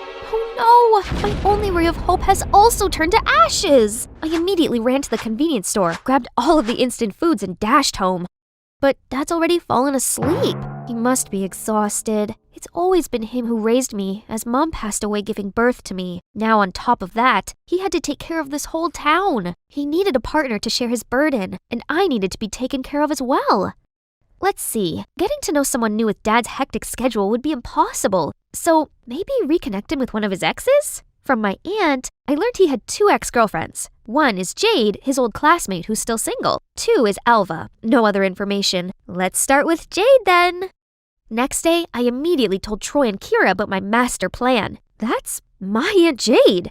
No way! It's fated! Suddenly, a group rushed towards us, babbling about my uncle being appointed temporary Secretary of State. Jeez, chill, guys! They kept flocking around, making me feel suffocated. Panicked, I ran away, and as I turned the corner, a hand pulled me back. Calm down. You're safe from that crazy crowd now. Thanks, but why did you help me? I've been in your position. I know what you're going through. Just like that, I found myself comfortably venting everything to her. It must be hard for your family of two. That's why I'm finding him a wife. Oh, good luck to you then, sweetie. I have to go now. What a lovely lady. If only everyone could be like her. With Kira's help, setting up a date for Dad and Jade was a piece of cake. We both dragged them to the same restaurant, then cued some cliché matchmaking moments. Me and Kira quickly excused ourselves and monitored things from afar. They seemed to have a good time, but as we leaned closer... Huh? Inflation? Food security? Obesity epidemic? They'd been chatting about politics this whole time? Dad! That's exactly why you're single! On the way home, I constantly mentioned Jade, but Dad was nonchalant and switched the subject to his meeting instead. Ugh, another one in 30 minutes. I'll have to stay home alone tonight. As he dropped me off, he added, Find yourself a boyfriend first before trying to set me up. How annoying! I then called Kira to inform her that our matchmaking plan had failed, but it took her a while to accept it. You give up too soon. Is it 'cause you don't like my aunt? No, Kira, it's 'cause I know my dad. And if he said no, it's a no. Okay, now plan B. Alva. I did some digging and figured out the neighborhood where she lived. I'll go there tomorrow. So here I am now, completely lost. Except, isn't that the woman who helped me at school? I rushed over and thanked her for the other day, but she seemed a little off. After a lot of persuading, she finally told me the cause of her sorrow. A tragic love story. His family are all politicians, so they can't accept someone mediocre like me. I'm so sorry, but I'm sure you can find someone better. She shook her head, saying he'd recently moved back to town and was still single. That got her reminiscing about the good old days, but sadly, he's seeing someone else. Wait a sec, is that a photo of you two? May I see? She showed it to me. My thought exactly. That's my dad! So, you're Alva? Yes, but how do you know? Because you're my dad's ex, just who I'm looking for. I shrieked in happiness, but strangely, she cried even harder, then hugged me. If that's your dad, then LaDonna, I'm not just his ex. I'm your mom. Hold up, what now? So, they were deeply in love despite my dad's family's disapproval. But when I was born, they got even angrier and kicked her out. Yet, this entire time, I thought my poor mom was no longer on this earth. Our reunion was cut short by Dad's call. I wanted to ask him everything ASAP, but Mom signaled me not to. Honey, don't tell Robert yet. Of course I look forward to our family's reunion, but I'm not ready to meet him. And perhaps neither is he. It'll be awkward for him and the woman he's seeing. No worries, Mom. There's nothing between them. The only woman for him is you. Having Mom beside me made my life so much better. She's a successful businesswoman, but still puts work aside to spend time with me. We went on picnics, shopping, watched movies together. And her cooking is the best. I devoured the grilled ribs in an instant. It's 1,000 times better than frozen food. When I'm around her, I can be myself without worrying about the public's eye. I wish I could skip class every day to stay home with Mom like this, but it's not that easy. At school, I excitedly told Kira and Troy all about my fun outings with Mom, but they looked rather uninterested. Whatever. Mom will pick me up later and we'll have a blast. Suddenly, buzzing talks from other tables cut off my thoughts. My cat eats faster than her. Indeed, our graceful princess. Guys, don't be fooled. She's in fact a delinquent who skips class all the time. Having a mare daddy is so lucky. If we did that, we'd be kicked out right away. Those mean girls always have something bad to say. I headed toward them to settle this once and for all, but my father's words echoed in my mind. LaDonna, everyone judges me by your behavior. Ugh, fine.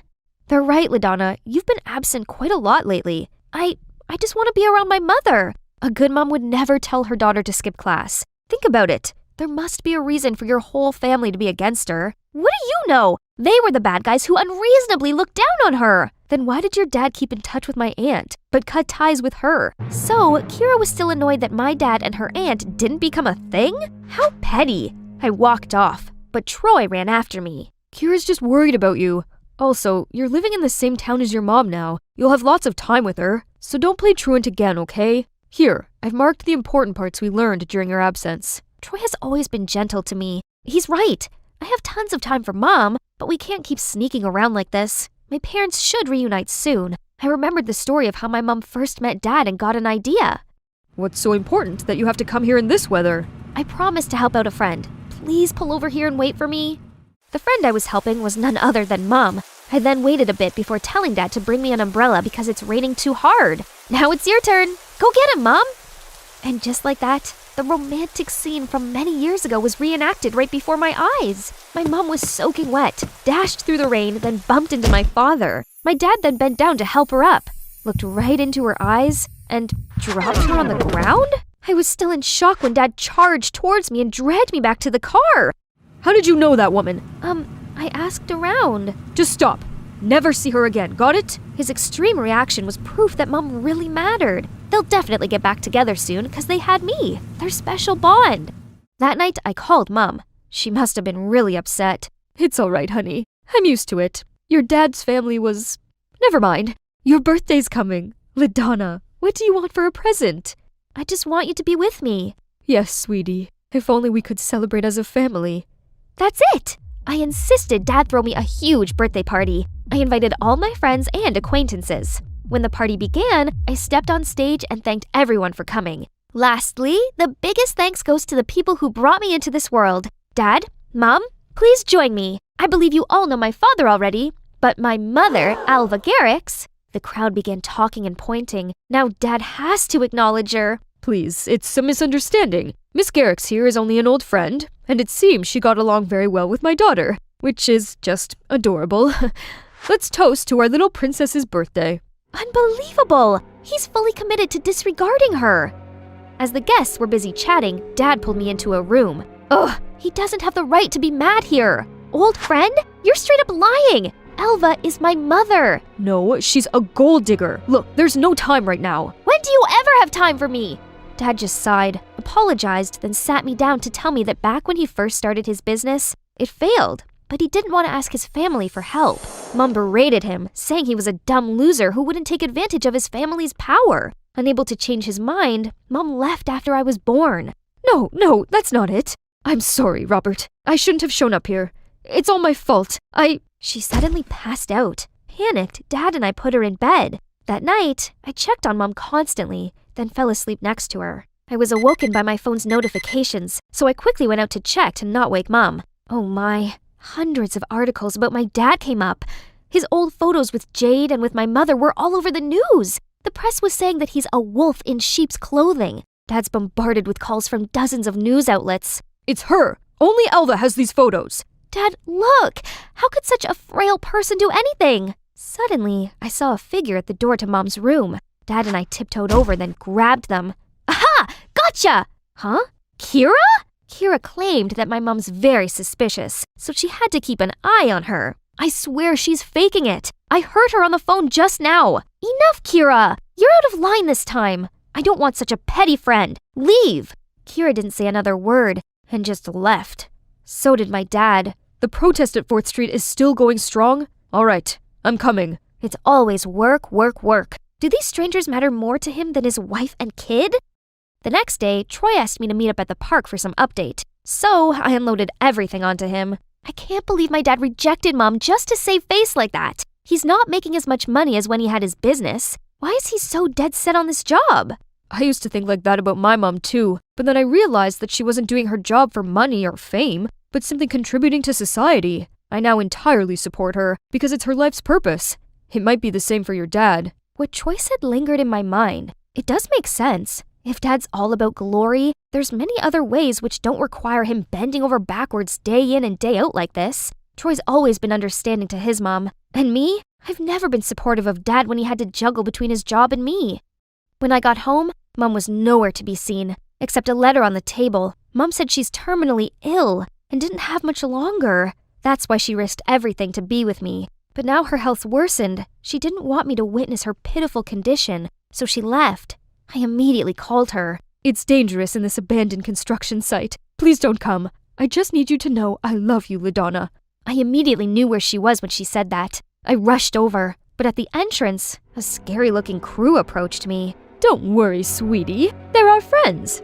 Just listen to them. They wasted no time tying me up, then called Dad. As soon as he arrived, Mom dropped her act. Turned out, she planned to approach me right after knowing he was elected mayor. Her wish to rekindle with us was just to use Dad, but it didn't work on him, so she's pushing things this far. Sign here and our daughter will be safe. Many people will go bankrupt if that's signed. Don't ever think you could fool me. You couldn't care less about your daughter? Or are you still counting on those useless cops? Ma'am, you underestimate our law enforcers. It's Troy and Kira, followed by undercover policemen coming from all directions. Turns out, Kira actually heard the calls Alva made to her accomplices. She then told Troy and asked his mom to look into Alva. Coincidentally, the police had always been after Alva because she's been involved in a scheme that gave tenants a ridiculously huge debt. She colluded with the former mayor and wanted to continue the scam with my dad now. Before she's taken away, Alva still cried and begged for my help. I was nothing more than a puppet to you, and now you're talking about maternal love?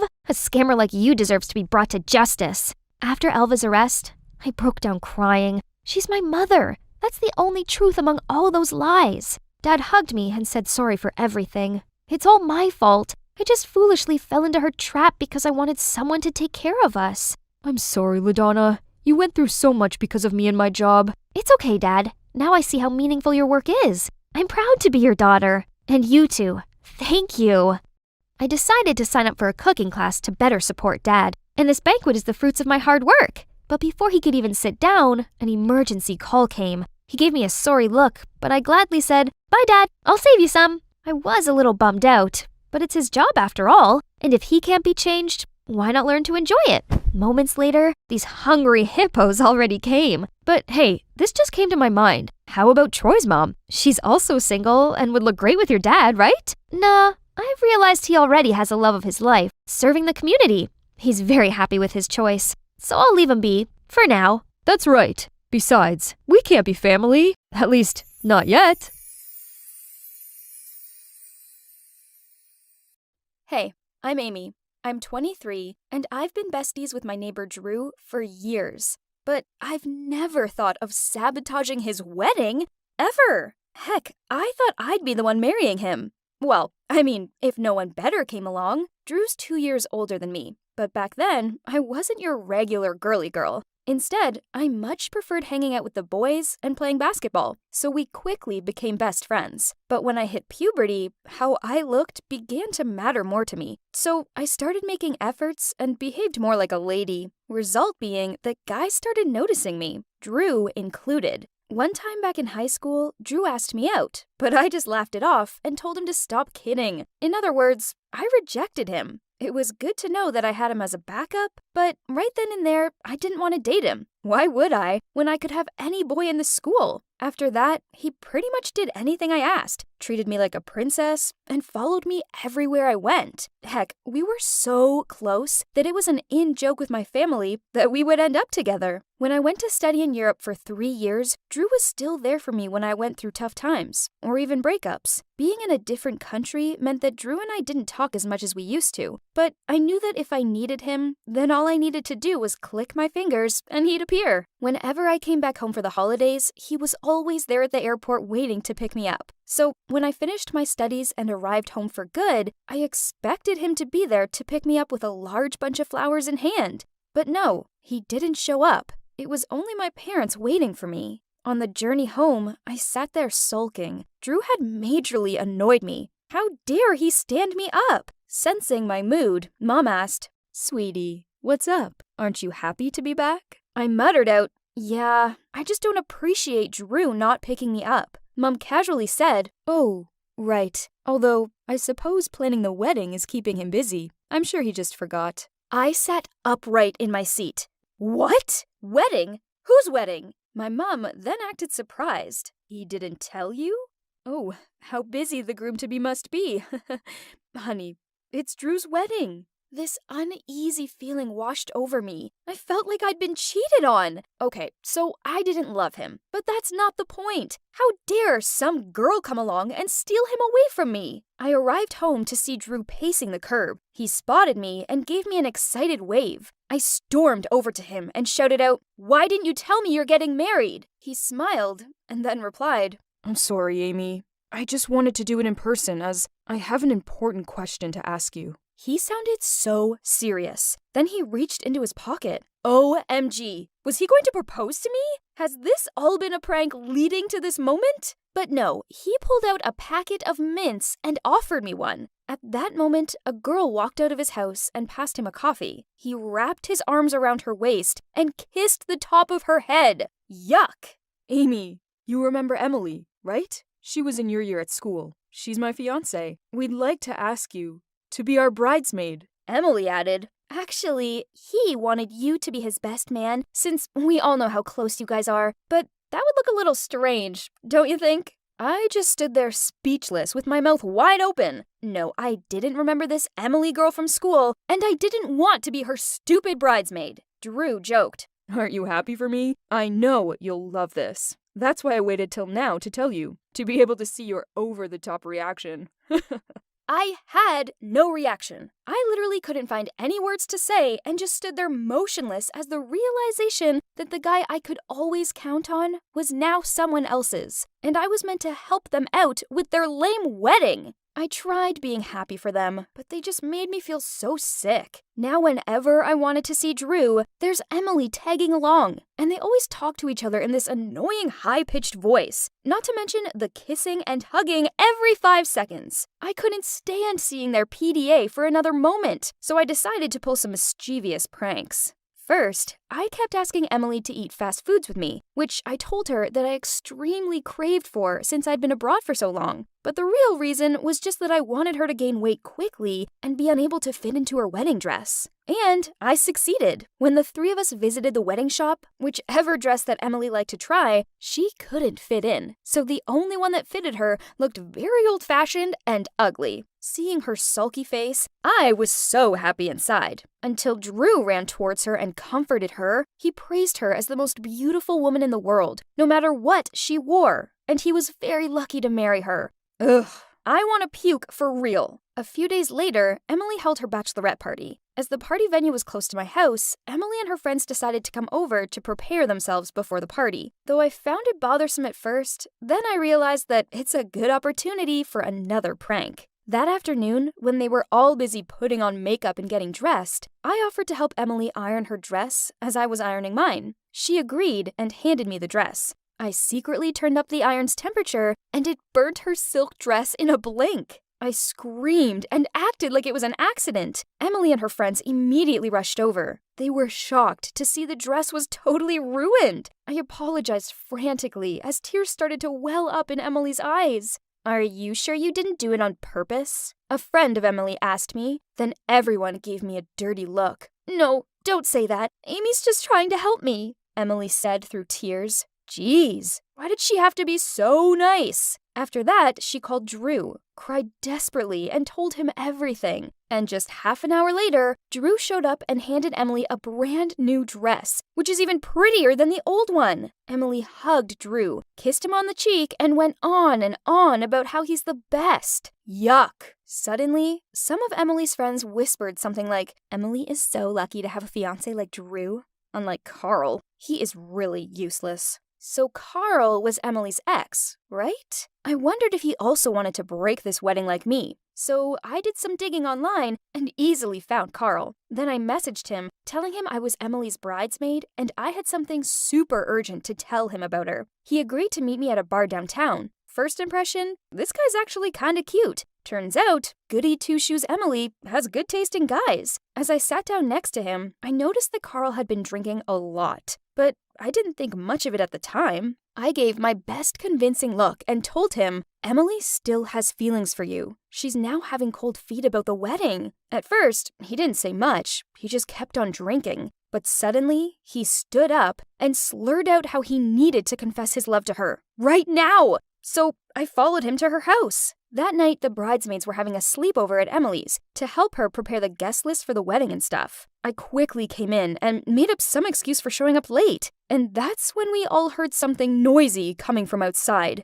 Everyone ran to the porch to check out Carl begin to drunkenly slur out something like, I will always love you and such. Emily looked shocked and tried persuading Carl to go home, I watched on with a secret smirk as he threw up in her pot plant, accused the other bridesmaids of being traitors, and tripped over the cat as he tried to enter her house. Carl eventually passed out on the couch, and Emily, being Emily, placed a blanket over him. She didn't even look angry. Why? I couldn't understand why I had done so many things, but she could be so calm and overcame everything. The next day, when Carl woke up, they talked, and I was terrified Carl would tell Emily about my involvement. But instead, he apologized to her, wished her the best for the future, then left. A few days later, Carl asked me to meet him at a coffee shop. He asked me why I lied to him, as Emily said she was very blissful to marry Drew. I sighed and told him the truth. I also said that I didn't have feelings for Drew, I just hated to see the two of them together. Then Carl said, "Don't let jealousy get the best of you. Listen to me, Amy. What we need to do now is restore our life and leave the past behind." I felt down upon hearing his words, but I knew Carl was right. Despite Drew having been my best friend since childhood, it was the moment he needed to have a life of his own. "Don't be so sad," Carl said, patting my hand gently. I looked up and was fascinated by not only Carl's look, but also his maturity and sensitivity. The wedding day came. I stood next to Drew and Emily as they exchanged their rings to take a vow to be husband and wife. Somehow, I felt so proud that my best friend found his life partner. But still, I felt a little uneasy inside, until I spotted Carl in the crowd. He walked over, gave me a bright smile, and joked that he was going to spend the rest of the day here so I couldn't cause any more havoc. I laughed out loud and responded, it was more about him than me that would be causing trouble in the wedding. After the ceremony, we spent time together walking through the park and went to an arcade. I have to admit that it was kind of fun and took my mind off things. Since then, something weird happened. I've found myself thinking about Carl a lot. Like, a lot. Am I developing feelings for him? Maybe now is the time for me to find my life partner too. And I think I've found a great candidate.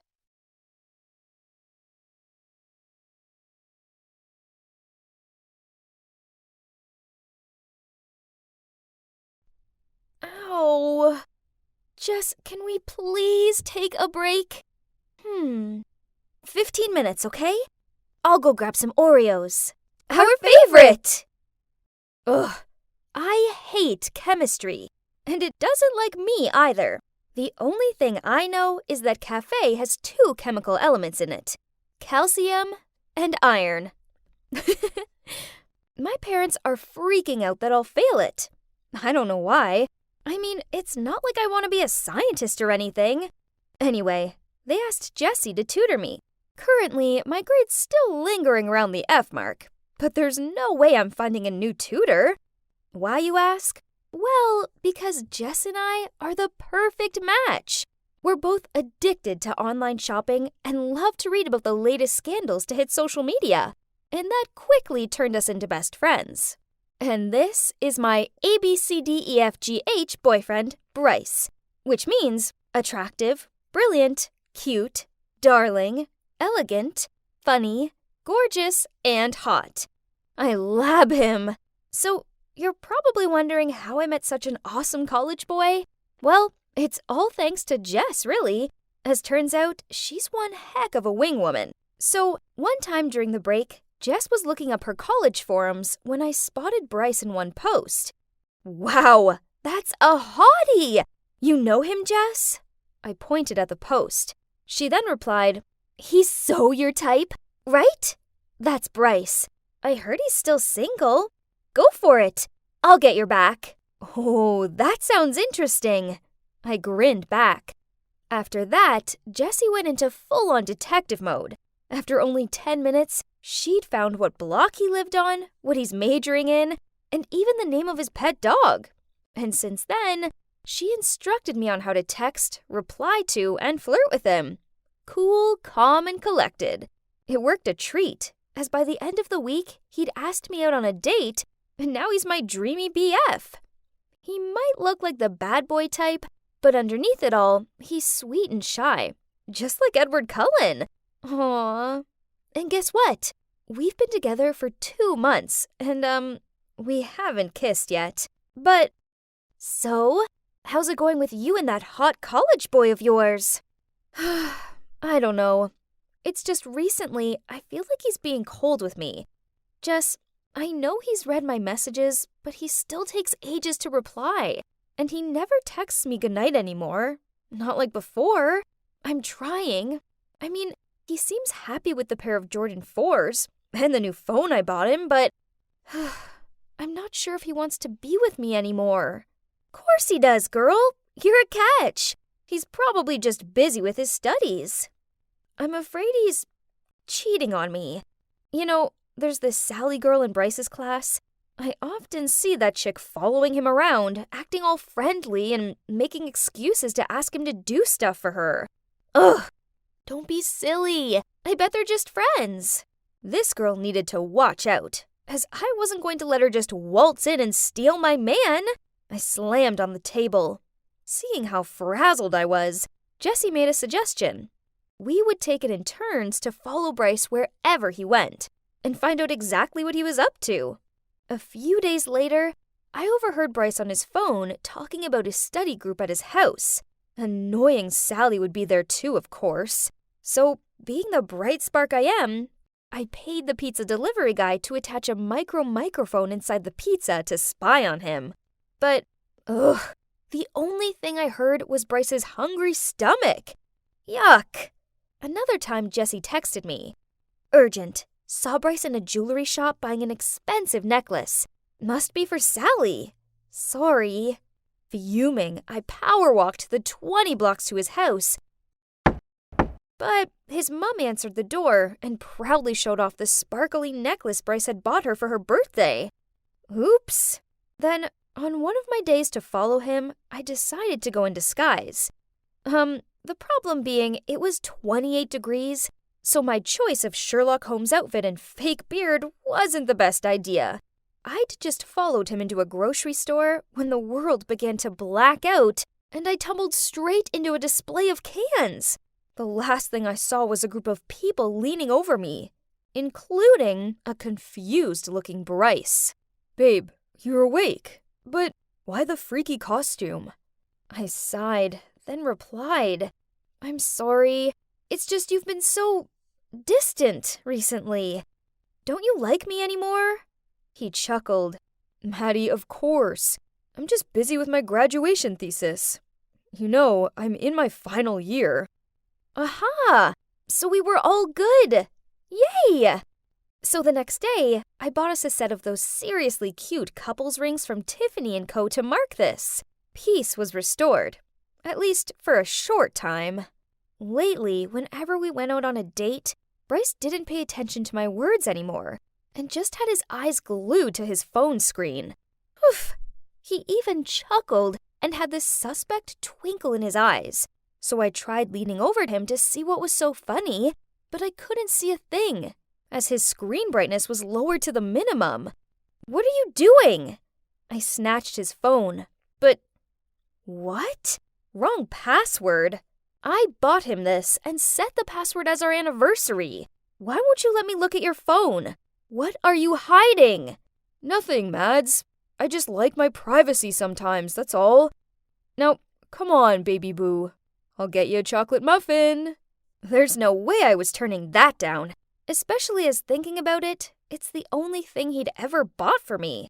But as I nibbled on my muffin and watched him transfixed on his phone, I couldn't shake away the feeling that something was wrong. I couldn't drag Jessie into this mission, as her studies were occupying her attention at the moment. It's okay. I can solo it. And this time, I won't faint. I swear. I did my research and found the perfect spy software. I know, I don't normally condone this sort of behavior, but Bryce was hiding something, and I needed to find out what it was. The software was simple to use. I just had to find a way to install it on Bryce's phone. The app itself could be hidden, leaving me free to read his messages without him ever finding out. Perfect! Mission 1. How to install that software on Bryce's phone in a really short time? This is not an easy task, as Bryce is so obsessed with his phone, he even sleeps with it. On a few occasions, he does move away from it, but it's for a few minutes max, meaning I needed to move fast. It took me a whole day of practicing to beat the 3-minute mark. I tried it over and over on 4 different phones and at different times of the day to make sure it'd work under any circumstance. By the end of it, I couldn't bend my fingers. Ouch! Mission 1 done. Successfully trained even under time pressure. Mission number 2, detect his passcode. I didn't know what his dumb passcode was, only that it certainly wasn't our anniversary. We went to the cafe and, as usual, he was stuck on his phone. So I held up mine, pretended to be playing games, but actually turned on the camera and started recording so I could track the position of his fingers later when typing the passcode. It took hours. Literally. Bryce eventually gave his phone a break to order some snacks, so after that, he had to unlock his phone again. Phew! Finally, after an hour-long video, I've gotten the footage I needed. Okay, Detective Maddie, ready, set, go. I rewatched the video and started analyzing it as soon as I got home. I stared at the screen with my eyes, following Bryce's hand movements. He could be fast, but honey, your girl is already a step ahead. It didn't take long till I figured out the digits. Easy peasy. Mission 3. Action. What better way than a lovely picnic to complete my quest? And as expected, Bryce just sat there, phone in hand, the whole time. Ugh. I wasn't even sure on how I could carry out this task anymore, but I told myself that the time would surely come. After a few hours, he was bored to death, and without even looking at me, he grumbled, "Babe, let's just go home." I immediately shouted out, "No! Not until it's so nice out here. I want to stay a little longer. You just take a nap." "Fine. Wake me up when you're ready." I waited patiently for him to fall asleep. He was making these light snore sounds. Ugh, cute. I was so nervous. I bit down on my bottom lip as I gently pulled his phone out of his pocket. Then I turned my back to him and typed in the passcode with my shaky hands. And I was in! Yeah! I was so happy that I almost forgot and screamed. I did it all in record time. But he suddenly turned around. "What you doing, Maddie? Can we go home now?" He yawned. OMG. My heart stopped. Just a few more minutes. I'm editing the cute pics we took." "Well, hurry up." Phew, that was a close one. I grabbed my phone to check if it worked, then I turned on the silent mode ASAP, but it still woke him up the second time. As much as I wanted to snoop through his messages, I knew they'd have to wait, so we went home. Ugh! Talk about girl message overload. There were dozens, all of them craftily saved under names such as Monitor and Professor. He'd even used my pickup line on some of them. "Are you made of copper and tellurium? Because you're cute." Ew! Then I suddenly spotted a familiar face. Jessie? What? My bestie was secretly dating my BF? My heart sunk. This sucked. It didn't make any sense. If Jessie liked Bryce from the start, then why had she encouraged me to flirt with him? Jeez, the messages between them went way back. Then I saw one that broke my heart all over again. "Maddie's family is loaded. Baby, let's pretend to be her BF, and she'll buy you whatever you want. Just don't take it further." So that explained his shyness, why he hardly looked at me, and why after 2 months of dating he hadn't tried to kiss me. Then a recent message from Bryce to Jessie caught my eye. "She's so boring. I got us enough money now, so gonna dump her next week." How dare they? Only, unbeknownst to Jessie, Bryce had dozens of girls on the go. Actually, he was meeting this girl called Tiffany at the movies tomorrow night. It was time to get revenge. So pretending to be Bryce, I texted all of the girls, including Jessie, to come to the cinema at 8 p.m. tomorrow. I borrowed my dad's baseball cap, wore my oversized sunglasses, and arrived there early, so I didn't miss the show. I even bought some popcorn and a Coke, as I wanted refreshments to watch this blockbuster. Then, at 8 p.m. sharp, Bryce strolled over, and boom! The girls arrived one by one, figured out what was going on, and started arguing with him and each other. Tiffany threw her popcorn over his head. Hilarious! And another girl called him a jerk and whacked him with her handbag, while the others were shouting and pulling his hair. And me? Well, I lurked in the background and secretly filmed it all. Oh, sweetheart, you're so dead!